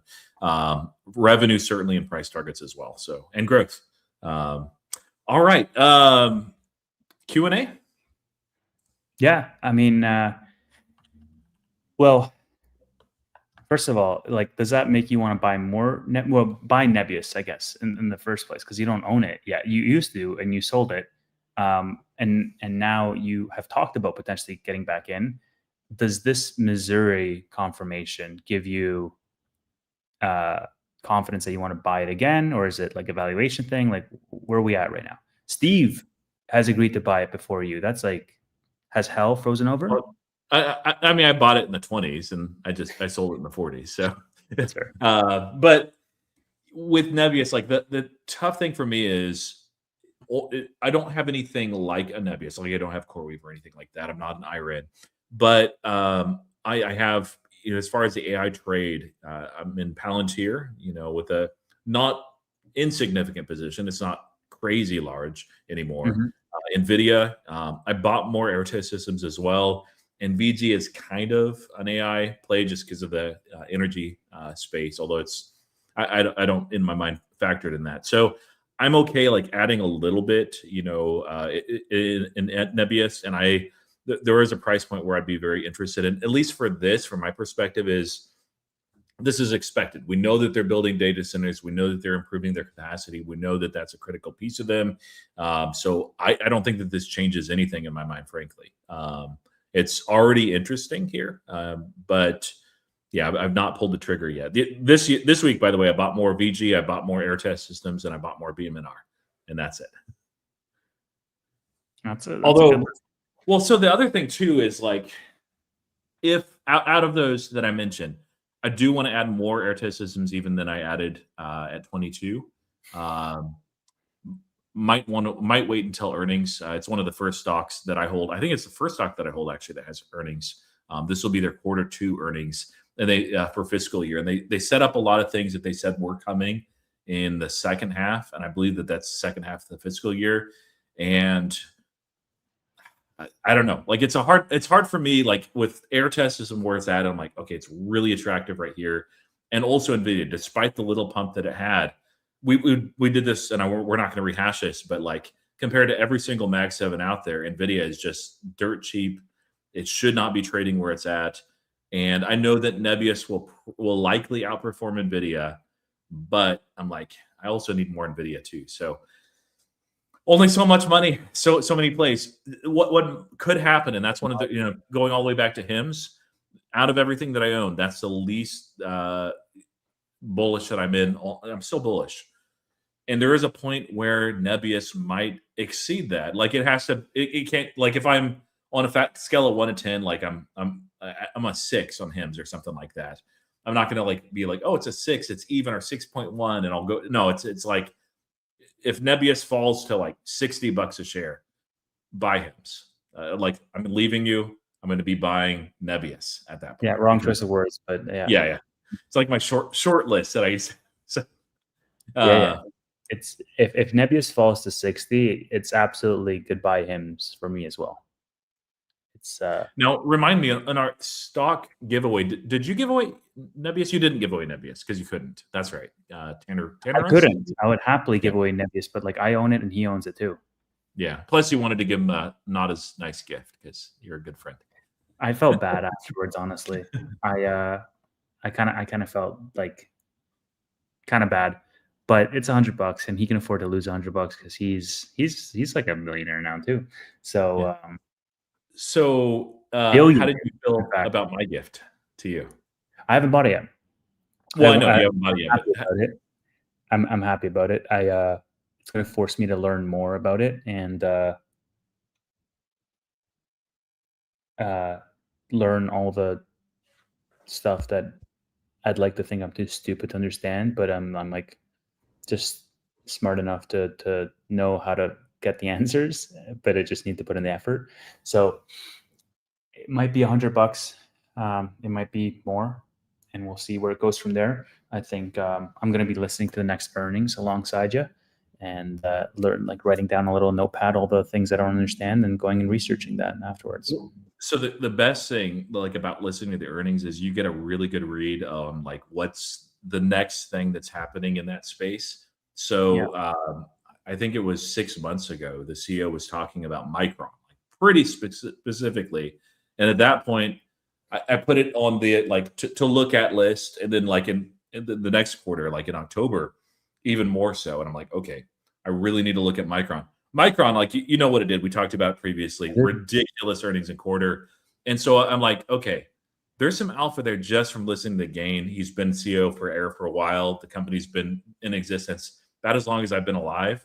They understand their space and their industry very well. So, and not a lot of people listen to those earnings calls. So hopefully beyond just owning Air Test Systems and being a fellow airhead, you'll also get some alpha in that trade, AI trade.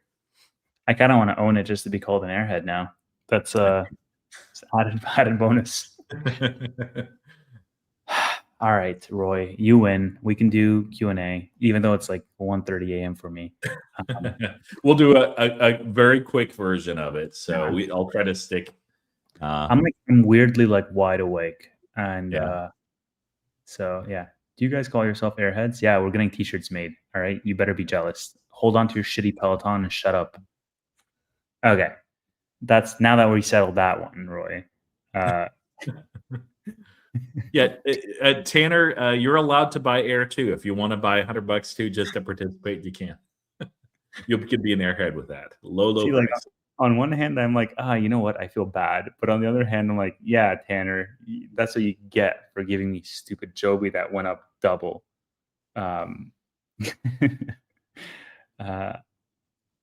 Okay, cool. Let's go into the question period. What did you get your parents, Roy and Tevis? I want to judge what type of sons you are. So for my parents, it's just like the actual gift is very small. But like the bigger present is on the 31st, I'm going to go fly out with one of my kids and go see them for a few days. So yeah, I'll be there with my. Are you surprising them? No, it's not a surprise. They know that, and I'll be there with a couple of my brothers. So I have 4 siblings, and I don't remember the last time every single one of us has been together. There's usually one of us missing, but yeah, 2 of my brothers will be there, which will be really fun. Nice. Okay. Tanner, stop trolling my chat. What did I get my parents? I didn't get my dad anything as of yet. I'm probably going to get him something. I usually just get him like a nice scotch or whiskey. I think last time I got him like Macallan 15 or something. I'm like, Merry Christmas. Like, have fun with this. My mom needed a new keyboard. And so I got her the keyboard that I had because I'm in love with it. It's the Newfie Air 75 V2 or something like that. Newfie Air, 75 V2 is what I have. Low profile keyboard. I love it. I got it for her. She doesn't know what to do with it. I'm like, I'll hook it up for you. Don't worry. It's great. She's like, it feels great. I'm like, fantastic. That sounds nice. Yeah. Rod Arroyo, his comment made me just crack up. The biggest present is me. It's like, well, I mean, so like unrelated to stocks, like take some time to spend time with family, guys. If you're able to. Like this week, actually, it was this week. 2 funerals of friends that I had. It was just, you don't know how long the people that you love, that you're going to have them in your life. My parents are in their 80s. They're not going to live forever. I'm like, man, I got to see them. So,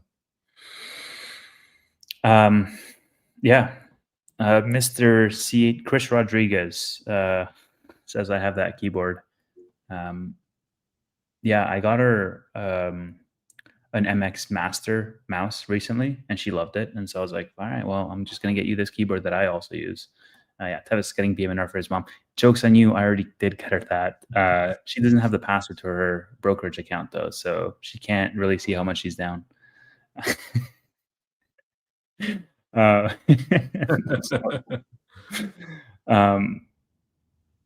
Yeah. Tevis, when will you be out of BMNR? Oh, man, do we want to cover the BMNR questions right now? Okay, so there's this question.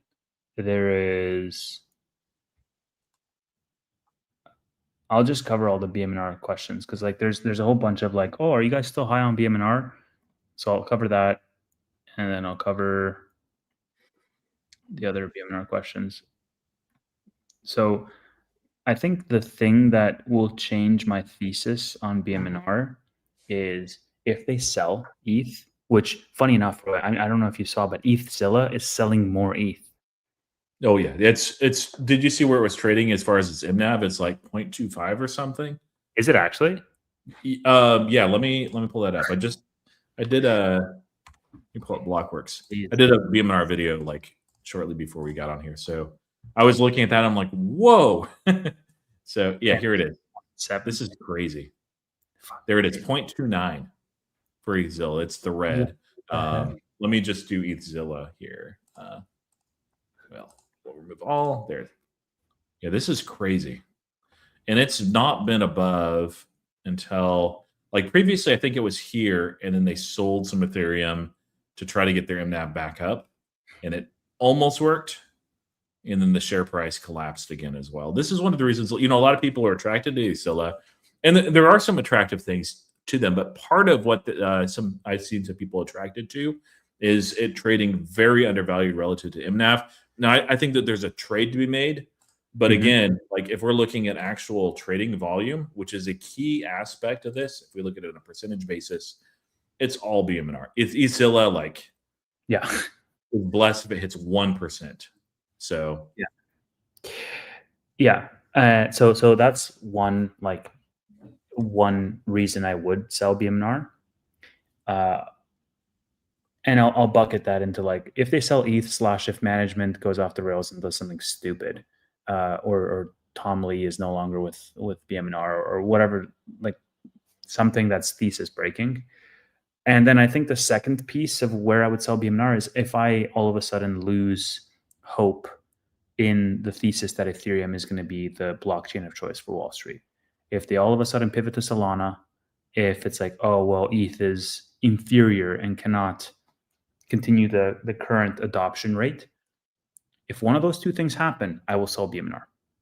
Now, I will severely cut my position if BMNR is trading where I want it to be trading because I want to allocate those funds to something else. But I think the thesis is still solid regardless of the stock price action. I mean, like ETH is under 3,000 for crying out loud. So I'm not having high expectations.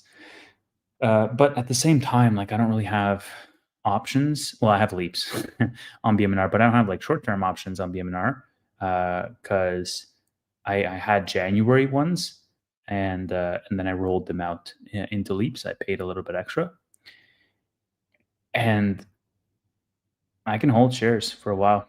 I'm fine with that. I think it's going to turn around. I think they have catalysts, and I think the Ethereum in general is going to go up in 2026. So as long as the thesis is intact, then I guess we can else answer this. So do you want to cover this, Roy? Yeah. So they can, but they probably won't.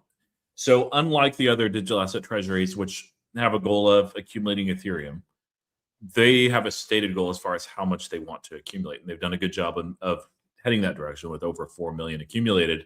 That's 5%, at least 5% of the Ethereum network, maybe up to 10%. I think, if Ethereum's trading where it's at and nothing else has changed, they'll keep on accumulating maybe close to that 10%. We'll have to see. But since that's their stated goal, unlike with ETHZilla and others, which are like, okay, we're trading ridiculously undervalued, let's be defensive. Well, they're trading basically just slightly above the actual MNAV. And so to do this would actually be a colossal mistake. B, they said, hey, we're going to try to accumulate 5%. And so that would be like the first time you actually see it move in the wrong direction.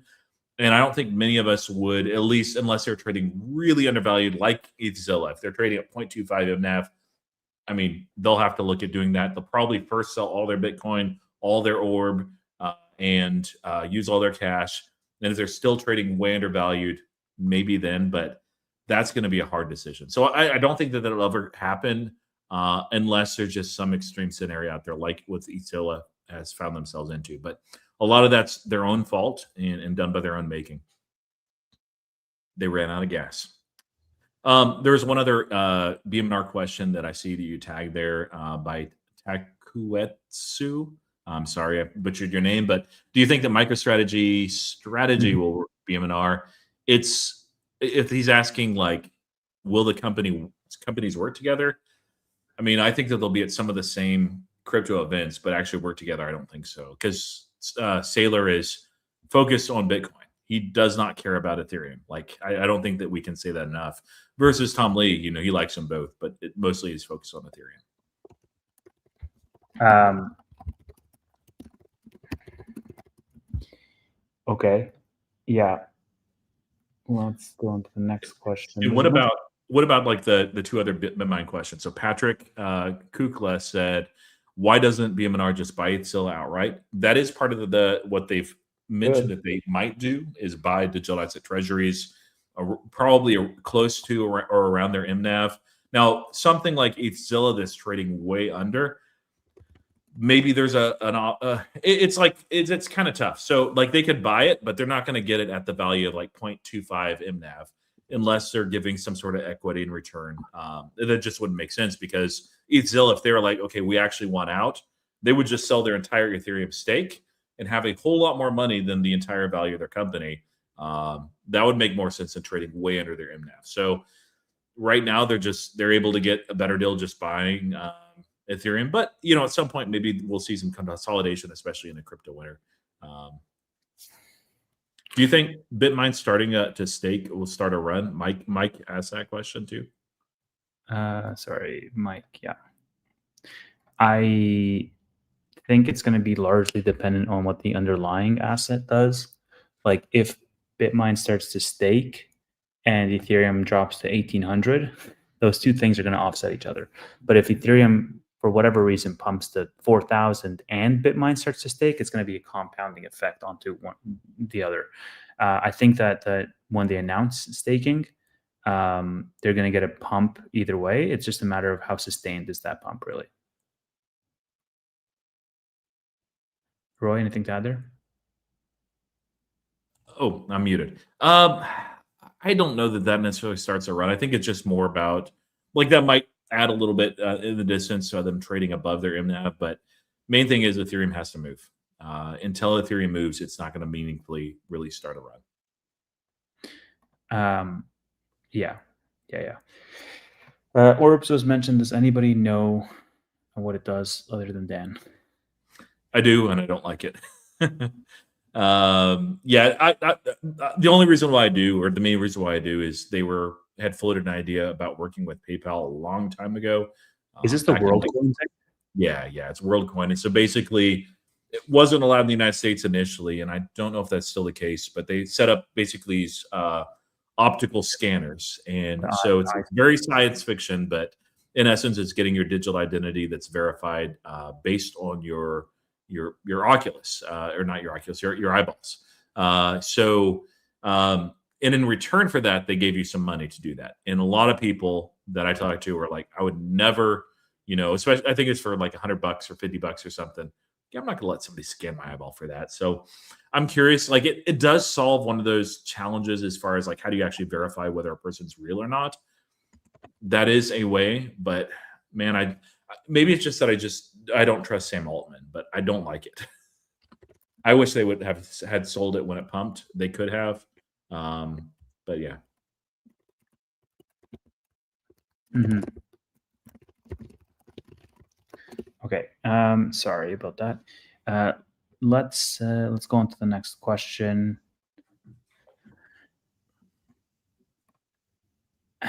Thoughts on Mega Lab recent video on honey scandal? Roy, you should know this because I don't. Yeah. Do you remember part one? No, I know what honey is, and I know that PayPal bought honey.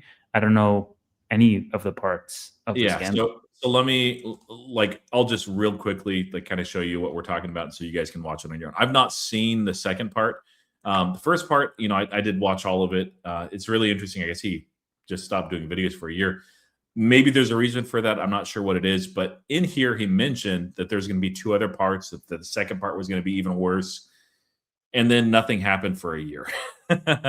So I've not watched this obviously yet. This got 18 million views and went absolutely viral. Like, he's got a large following, and so yeah, it's got some views, but I don't think it's going to blow up nearly as much. Had he followed up on this like 3 weeks later or whatever, would have been a lot more traction. But I mean, honestly, with where PayPal's already trading, honey being such a small part of that ecosystem, I've not seen it, but I think this is going to be a nothing burger, honestly. It's not the reason why PayPal's trading at 59 or whatever a share. How to get SpaceX shares early was in reference to the Bill Ackman SPAC. So yes, you could get them early as a retail investor. This is not clickbait. It is a feasible proposal that's out there. And I just want to answer this one real quick. HIMS is the first thing we talked about. It's literally our first topic. So if you rewind to the start of this video, it's the first 5 minutes. Yeah.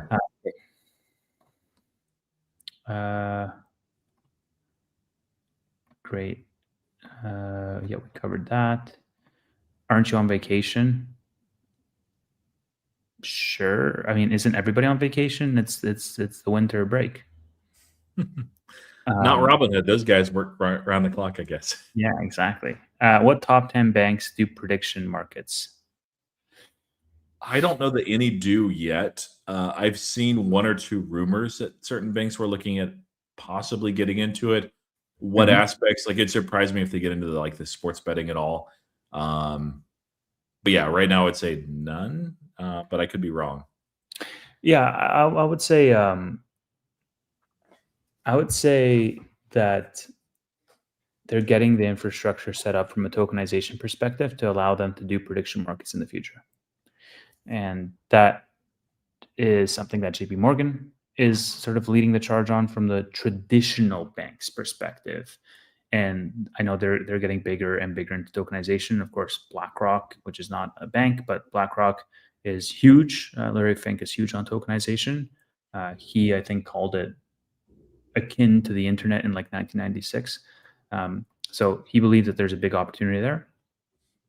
And once tokenization does happen, then I think prediction markets is a natural way that it can evolve. Okay. With regards to the Ackman proposal, or the proposal that I had for Tesla, don't they already have this mechanism in place? How do Tesla shareholders vote? He's talking about Say Technologies. They use their brokerages. Brokerages have this info, the cost basis, how long they've held. Yeah, I mean, when I go into Say Technologies to vote, that's just like a Plaid integration. It's very easily a Plaid integration, and that Plaid integration hooks into my brokerage account, and it finds out, what my cost basis is, how many shares I have, so on and so forth, to validate that I am a shareholder, and then I can vote. So it's not a technical problem. It's more of a regulatory, legal-ish problem. I don't know that it would be some preferential treatment or what the case would be. That's where I foresee some of the hurdles being, as opposed to can we get the tech to work? Right? Yeah, nothing to add there. Okay.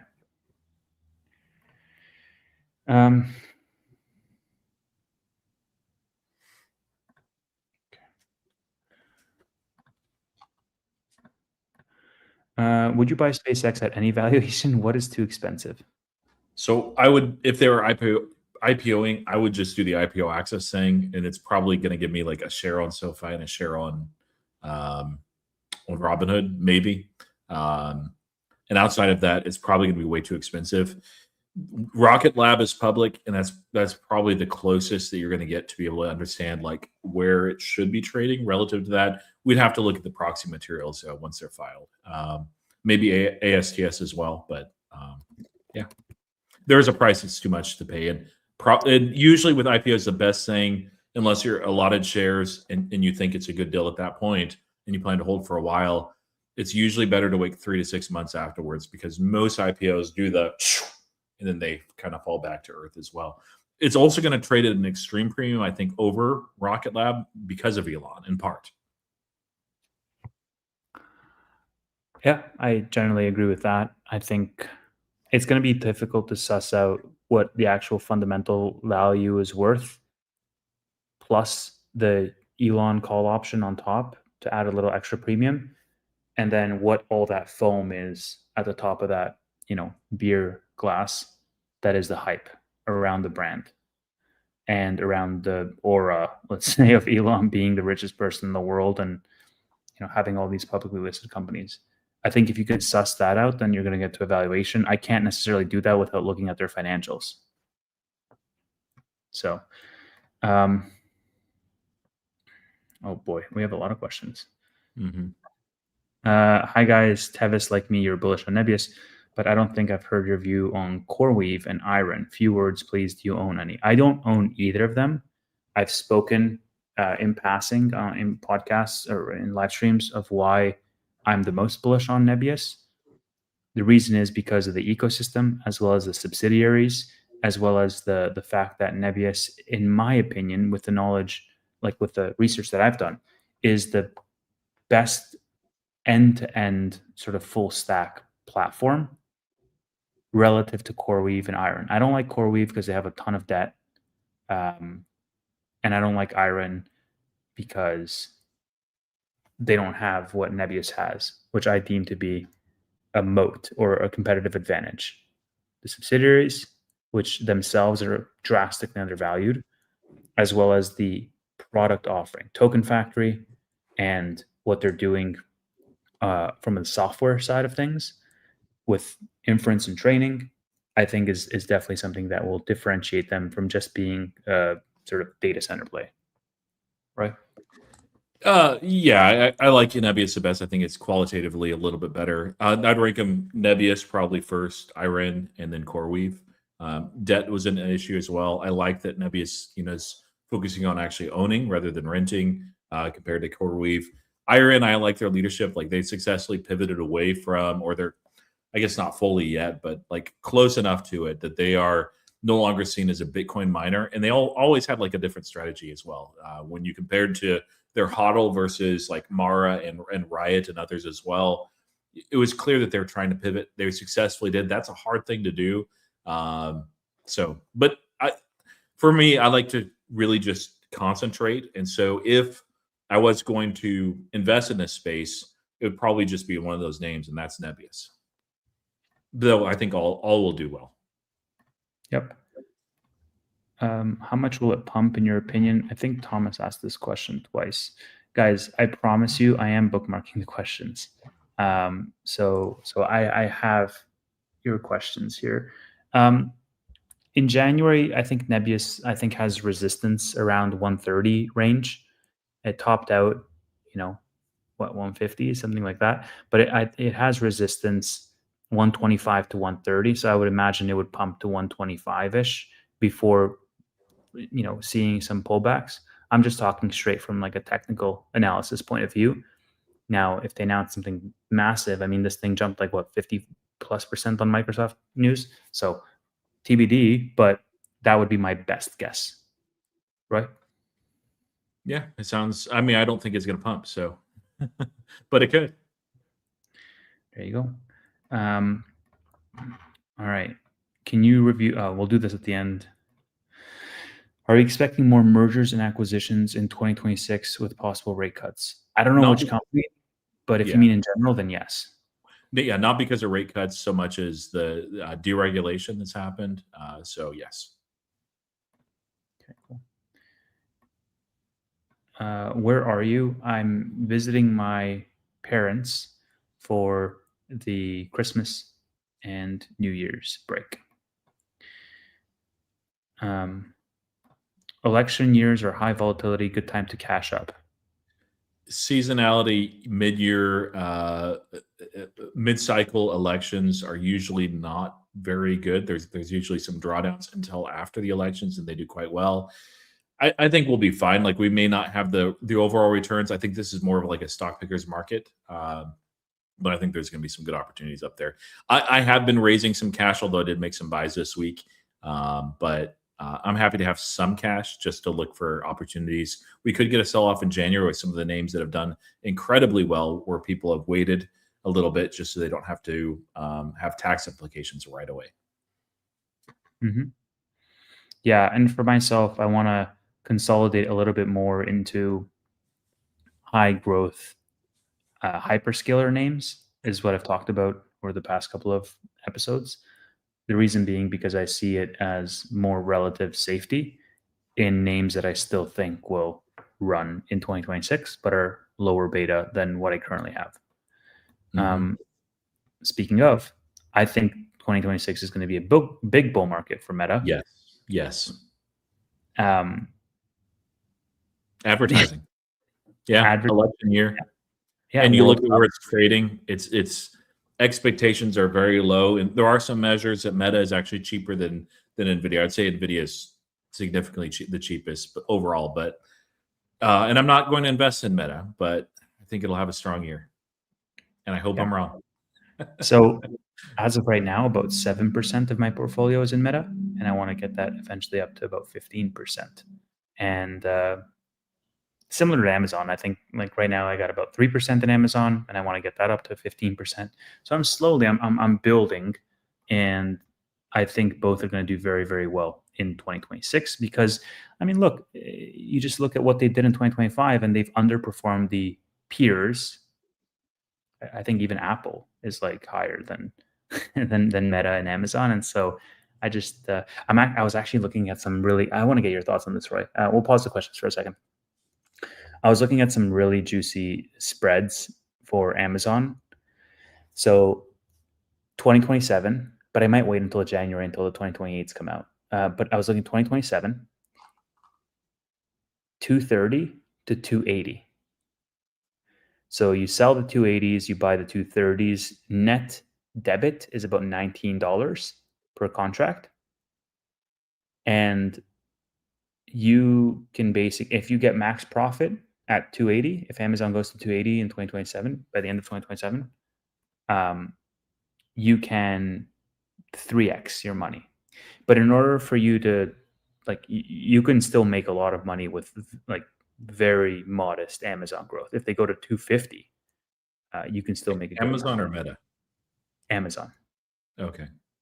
Yeah, I'm not as bullish on Amazon. I think Meta is a better opportunity there. And if I was going to do vertical spreads on Amazon, I don't think it's that bad. On Meta, I would actually just prefer leaps if I was entering the play. But yeah, it's. I think it'll be fine. Like, I think vertical spread is a good vehicle there for Amazon. For you. Yeah. I'm probably. I mean, I should in my model that I built out for my allocations. I should sell some SoFi. But I don't know, man. I'm so reluctant because I think SoFi is going to have a great year in 2026 as well. I'm probably the easy culprits or stuff that I don't want to own already, like stuff that's small percentage of my portfolio that I'm tax loss harvesting on, or that I got into it because I got caught on the wheel. And then BMNR is not cooperating, but ideally I'd love to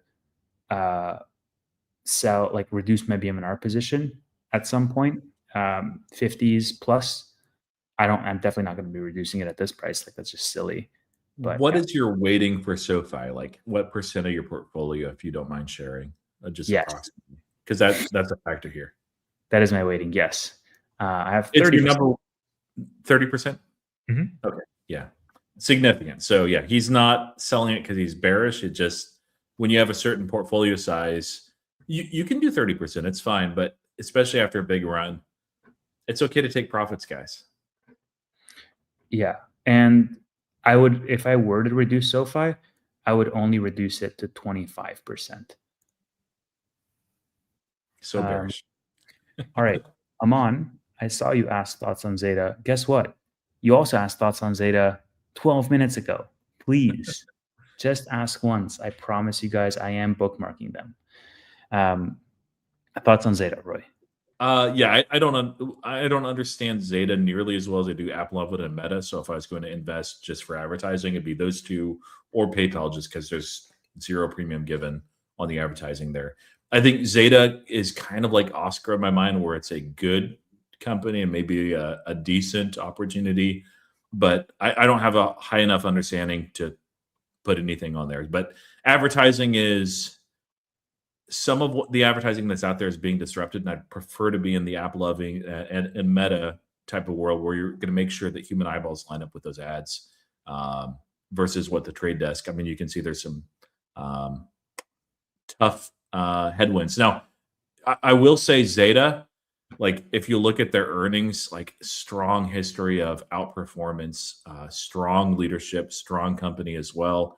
But yeah, I don't know them like nearly as well as I do with Apple and Meta. So yeah. Okay, we were at here. So yes, we're bullish. Meta 2026. Own anything that doesn't move, but you won't sell it. that's this right here, for probably both of us. If you want to throw that up, BMNR. What is it? Bitcoin. Oh, dude. Yeah, I don't plan to. I'm not a whole coiner, and I don't ever plan to sell my Bitcoin. Like there are things that might happen, where I need to or have to, or things change for me at some point.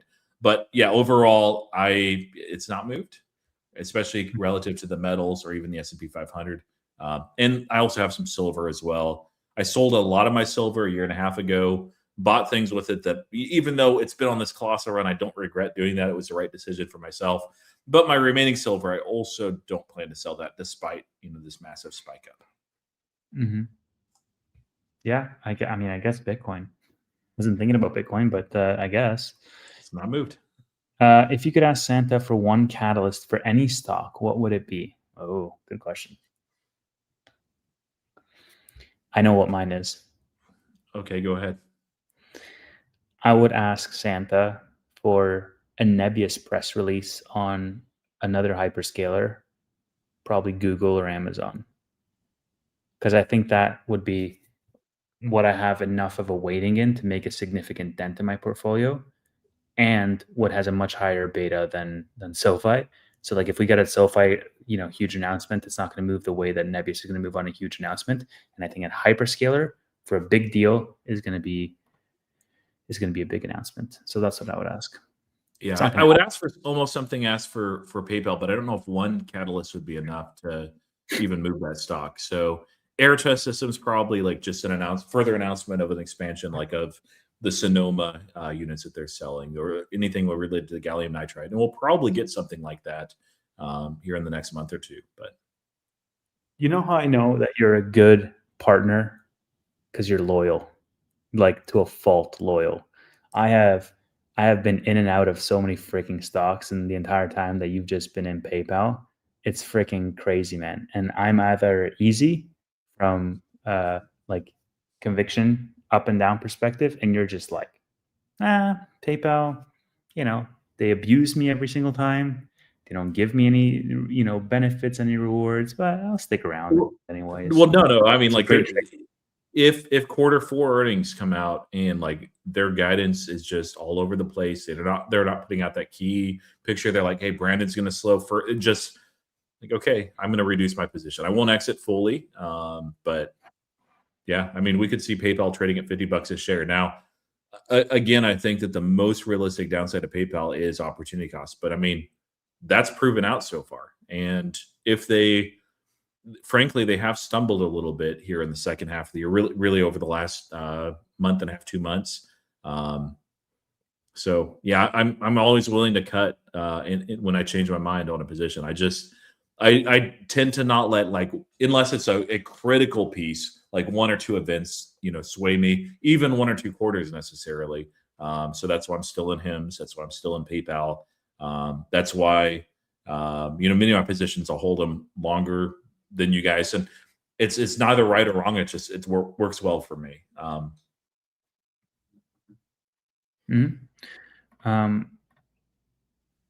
What stock are you most excited for in 2026? Air, probably AEHR.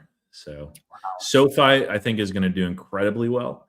But Air, I don't know. It's one of the, I like the idea of like something that's just kind of forgotten and overlooked by much of the market. I posted a pretty detailed video earlier this week, and a lot of people are like, nah, it's not going to do anything. There's no opportunity. And that's fine. Like, this micro caps are not a stock that necessarily everybody should be in, although I think it's very unique. But I think it's going to surprise a lot of people, including you, Tevis, since you're a shareholder, or will be soon. Yeah, will be soon. Yeah, I would agree with the fact that SoFi is going to have a great year. I think, like, I'd be reluctant to say NBIS or BMNR, because BMNR always has the ETH overhang that, like, if ETH does nothing, which, I mean, ETH is well known to do nothing, then BMNR is going to do nothing, or it's going to have an anchor trying to carry it upwards. And then on the NBIS side, it's so sensitive to any AI news. So it's just like there's too many unknowns. Like, if OpenAI does something crazy, if NVIDIA does something crazy, if China does something crazy, if Taiwan does something crazy, like, there's an ongoing list of like what can bring NBIS down. So I would then say, like, okay, well, SoFi, I think, is like, if I had to stake my life on a stock going up next year and I had to choose one, I mean, I'd probably choose one of the hyperscalers that I own now, but you get my point. Like, SoFi is a steady Eddie for me in my portfolio, and so I think I'm very excited for what they have coming up in the new year. Speaking of staking my life on a hyperscaler, favorite out of the Mag 7 for next year. It's almost like I planned these questions. Yeah, NVIDIA for me, easy. Ooh. Yeah, I mean, I'll say Meta, and I think Roy answered why with regards to the catalysts. Yeah, Okay. that'd be my number 2. Yep. We want to wrap in like 15 minutes, and we have 18 questions. So real quick, and I'm not going to bookmark any more questions. I'm sorry, guys. I've been into stocks for about 8 years now. Roy? Individual stocks, actually, just since January 2021. Actual, like, investing in the stock market, I think 1993. So a little while. Before I was born. I was 13, so. Oh. Did I join the VG train yet? Not yet, but it's very interesting. Will banks such as JP Morgan getting into crypto hurt SoFi? Nah. So the real answer is be an accredited investor so you can participate. Yeah. Be rich. Be rich. Yep. Well, if it's a direct listing or a SPAC, you don't need to be accredited, Mary. You can just participate by buying the holding company. Did you guys vote on the BMNR deal they keep texting me about? Not yet. I need to. I think the deal's like, I think the vote is over, but it's already collected. I don't know. I didn't vote on it. I missed out then. Yeah. I reluctantly would have voted for, like, the amount of shares that they asked for, like 50 billion. It's like so ridiculous. I'm like, I understand why you're asking, and I would vote yes, but I'm like, why did you ask for such a large amount? Oh well. Curtis, $20. Thanks for the coverage of the stocks this year. Merry Christmas and Happy New Year, everyone. Thank you, man. Appreciate you. Okay, let's move on. Thoughts on Robinhood banking? Bullish. Oh yeah, it's really good for the ecosystem. I'm still using Wells Fargo as like kind of a secondary bank. Robinhood will probably be that secondary bank for me, so I can finally fully move away from Wells Fargo. But yeah. Oh, Roy, Patrick said your stream just dropped. Curtis, thank you for the additional $20. Being fair, love that. Merry Christmas to you, sir. Tanner asks, so would you buy OpenAI at $830 billion? I personally would not. No. And Roy, it sounds like, wouldn't either. Yeah, no. Will Rocket Lab go to the moon due to a SpaceX launch? Yes. Probably the opposite. It's not always the case, but you know, the Rocket Lab, I think there's a lot going on for Rocket Lab. Short answer is when there's only really one play. I mean, there's ASTS and a couple others as well, but it's really just Rocket Lab. When all of a sudden there's two kind of similar plays on the market, some people usually, which are like really invested in just Rocket Lab, they will sell and then move some into SpaceX just to diversify. I prefer to concentrate personally. But yeah, I don't think that necessarily it's going to be bullish for the stock in the short term. That doesn't stop the Rocket Lab thesis, though. And Matt Money, man, he's made some money on that one. I was eyeing it, especially as it fell like into the mid 30 range. And it's still on like the radar. There's 6 stocks that I'm very interested in buying at certain valuations this next year. That's one of them. But yeah, it's gone back up a lot. I mean, he told me about it in the single digits. I didn't buy. And honestly, couldn't have happened to a nicer guy for Matt. Like, he deserves all and then some. White House correspondent Matt Money. Yeah, exactly. What's your thoughts on drones and investing in that sector? If you mean Toby, then bearish. If you mean Amazon drones, which they're doing, then bullish. I think he may be like Red Cat and Ondas. I don't understand the space enough, but I know that drones are going to probably do very, very well. There's a lot of commercial applications. There's also, because of Ukraine and Russia, a lot of military applications as well. So, but as far as like picking the winner in that, I don't know. I know Palantir has partnered with several different names, but not a space I know well. Okay, let's move on. White meat, brown meat. Brown. Yeah, same. Thoughts on Novo? Yeah, bullish on the news. Go back to our HIMS segment at the start of the stream. I'd rather invest in Lilly, even though Lilly's trading at a premium. Thoughts on McDonald's? Okay, boomer. I don't have any. Yeah, I don't have any either, but great burgers that I eat once every 9 months or so. Same with KFC. Yeah. What about Peloton? I mean, what about it? I think it's going to do terrific for Tanner in 2026. Roy, this is you. Please comment on Enphase Energy. It exists. The tough thing about solar. So, well, honestly, like I'll give you one thing. The real thing is like my question mark with Enphase is not that will they exist and will they do well in the next bull cycle for solar, which that's a very cyclical space. Energy is anyway, but like even more so. There's a lot of regulation that's caused a lot of headwinds. It's trading at a very cheap valuation, but I think it's for a reason. And in my mind, it's hard to figure out basically when we'll switch from bearish to bullish in that space. The one possibility that's over this next year where I think could push us in that direction are the midterms. And so if you see a big blue wave and a lot of Democrats get elected, they tend to be a lot more friendly towards renewables like solar. And if you see that, you might see some appreciation in terms of the price. I think VG is the easier energy play, and so I'm invested there. Yeah. Holy big man, Tim Sweeney. $100 to Roy Tevis already got his $100 low. Thanks, Tim, Tim. Merry Christmas to you. That's really nice of you. Thank you. We love Tim on this show. What Fed chair is going to be best for the stock market? Notice how he didn't say the economy. Yeah. Well, so, I mean, whoever Trump picks is going to be somebody that is going to be very aggressive in rate cuts. That doesn't guarantee rate cuts. There's other votes there. Just because you're the chair does not make you a dictator. But yeah, I don't have like a name in particular for the stock market. But yeah, I think the one that promises Trump the lowest possible rates humanly possible. Is the mustache why you're looking better than I don't know if you saw this video, but I basically threw up an image of me last year when I made these predictions. I think it's a mixture, not really the mustache. Although if you like it, let me know. But I think it's a mixture of doing LASIK, so getting my glasses removed, losing a bunch of weight, and just overall just working out a little bit more. Although I haven't been doing that the last 3 months that much, but yeah, man, one year can make a difference. So thank you, Sir Charles. Very much appreciate that.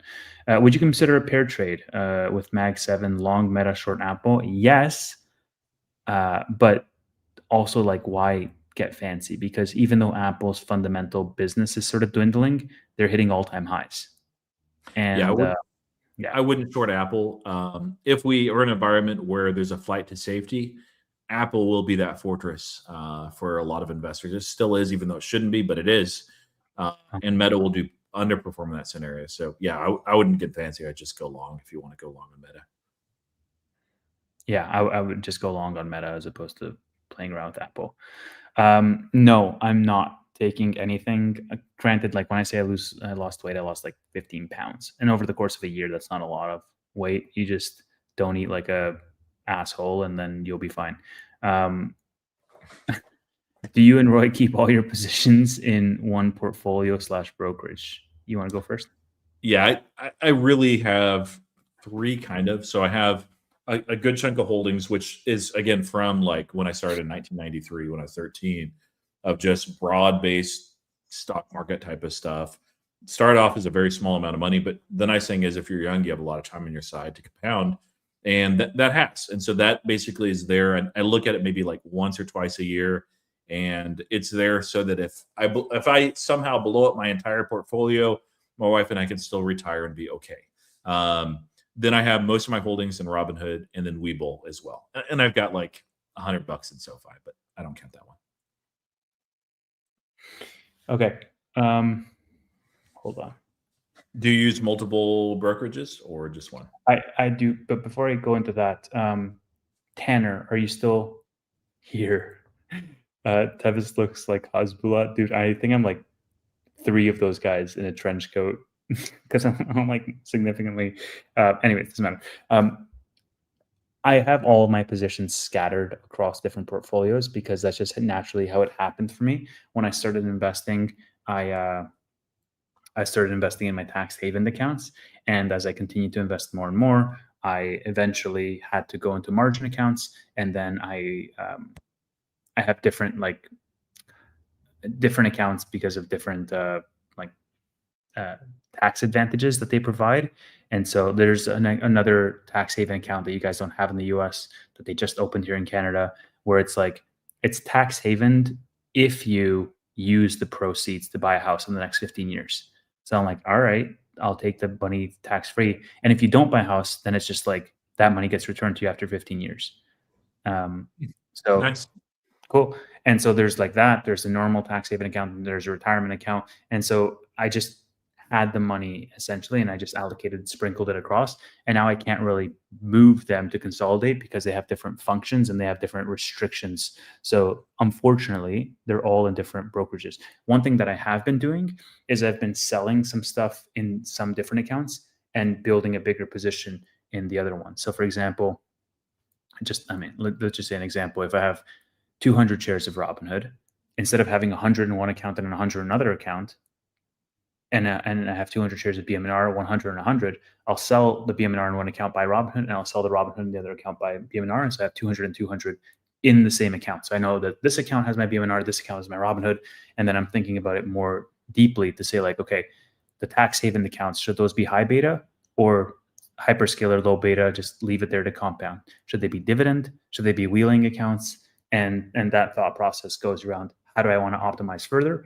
But for SoFi, for example, I'm absolutely going to have it across all my accounts because it's just, I don't have a single account be that consolidated where it's 30% of my portfolio that I could just have like, oh, I have XYZ SoFi.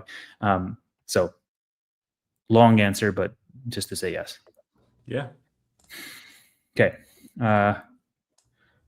We are gonna go. Block is damn cheap, probably for a reason. Payments company. Yeah. Okay, so we're gonna head out. Before we head out, Tanner, I asked if he was still here, and I don't know if he is or not. But if he is, he can let me know. so that we can do this. If he's not, then I'm not going to do it because he doesn't own Peloton yet. And yeah, just until he answers, or if he answers, happy holidays to everybody. This will be our last stream, of course, before Christmas, and the next Tuesday, unfortunately, falls on the 30th of this month. So I'm not sure that we will be doing a stream on the 30th. I have family time. Roy has family time. I'm sure we'll talk about it. And maybe there could be a stream. Maybe there could be something that's at different hours. But yeah, Merry Christmas to everybody. Love you all. Thank you so much for your support on the Bootleg Weekly. Hope you have a restful holidays with loved ones around you and lots of great food. And hope we all get a Santa Claus rally. Thank you, Ricardo Flores, for the memberships. And Roy, do we want to do some charitable giving and direct our audience to somebody else who is in need? I've mostly been giving like locally here, but Wounded Warriors I always really like. I think that's a great organization that I don't know if they have something similar like that up in Canada, but it helps veterans, and I think it's a great organization. So yeah, I meant to direct our audience to raid somebody, but that's like, bless your heart, bro. You're too wholesome for me, and you prove it every single stream. Ricardo, thanks for the memberships on my end too. Appreciate you, man. Okay, so because I promised him I would do it, and he's not even here to see it, he said, "Can you review my title and my thumbnail?" That's my question and answer period. Roy and I, are going to review Tanner's videos, thumbnail and title, and he can watch this or not watch this or do whatever he wants after the fact, but we will have held our part. Okay, so let me share. And as you're sharing that, let me just say, Tanner and I have this philosophy of like, what would Tevis do? Just because Tevis is very good at titling his videos and also with the thumbnails as well. So, all right. So I can go first, or maybe Roy, you want to go first? Or this is Tanner's video. It's underperformed relative to this. This was terrific. Yeah. But this video now. Roy, how can Tanner improve this video? Well, there's no mystery there. So it's $40 price target. And yeah, I'm not sure that the image is necessarily needed there. But yeah, that's all I would change, is just add a little bit more mystery. So not have that in the thumbnail necessarily. But yeah, that's exactly like the first thing that came to my mind. It's like, why would you give away the price target immediately in the thumbnail? It gives no incentive for people to click. Top analyst, nobody knows who this guy is. Like, he's not recognizable by his headshot unless somebody in the chat can tell me who that analyst is. Let's see. Oh, it's Andrew Jeffrey. Great. Great analyst, high price target, of course, on SoFi, but I don't think anybody can spot out Andrew Jeffrey on the street. And so I would say, like, that's something. I would probably build some type of intrigue here if you're going to keep the price target hidden. Like, highest analyst on the street has this warning about SoFi or something related to, or he has the highest target on the street, and this is his crazy 2026 SoFi prediction. Like, that would make me want to click a little bit more, but you give away too much and you take up random real estate with unrecognizable folks. So that would be my my review for Tanner's video. Hope he watches that. Oh yeah, also the fact that it's 43 minutes long, but it's an interview, so that's why it's 43 minutes long. Yeah. So there you go. That's my gift to Tanner this holiday season, was totally shitting on his video. And Peloton. Yeah, and Peloton. They go hand in hand. Man. No, we love Tanner. We joke, but he is Wonderful. Inferior mustache, superior charts. That's how I say it. And speaking of, can everybody do me a big solid here? And let's go right now as a group, and we're gonna go to Tanner's and Steve's stream. And what are we gonna say, guys? What's something that we can say on this stream? Peloton, Peloton to the moon, PTON to the moon. Peloton to the moon. Yeah, PTON to the moon, guys. Future investing is streaming right now, looking confused as ever. Peloton to the moon. All right, that's what we're saying. Sorry. Okay. Thank you, everybody, so much, and we'll see you perhaps in the new year. Love you all. Merry Christmas. Happy New Year. See you next time.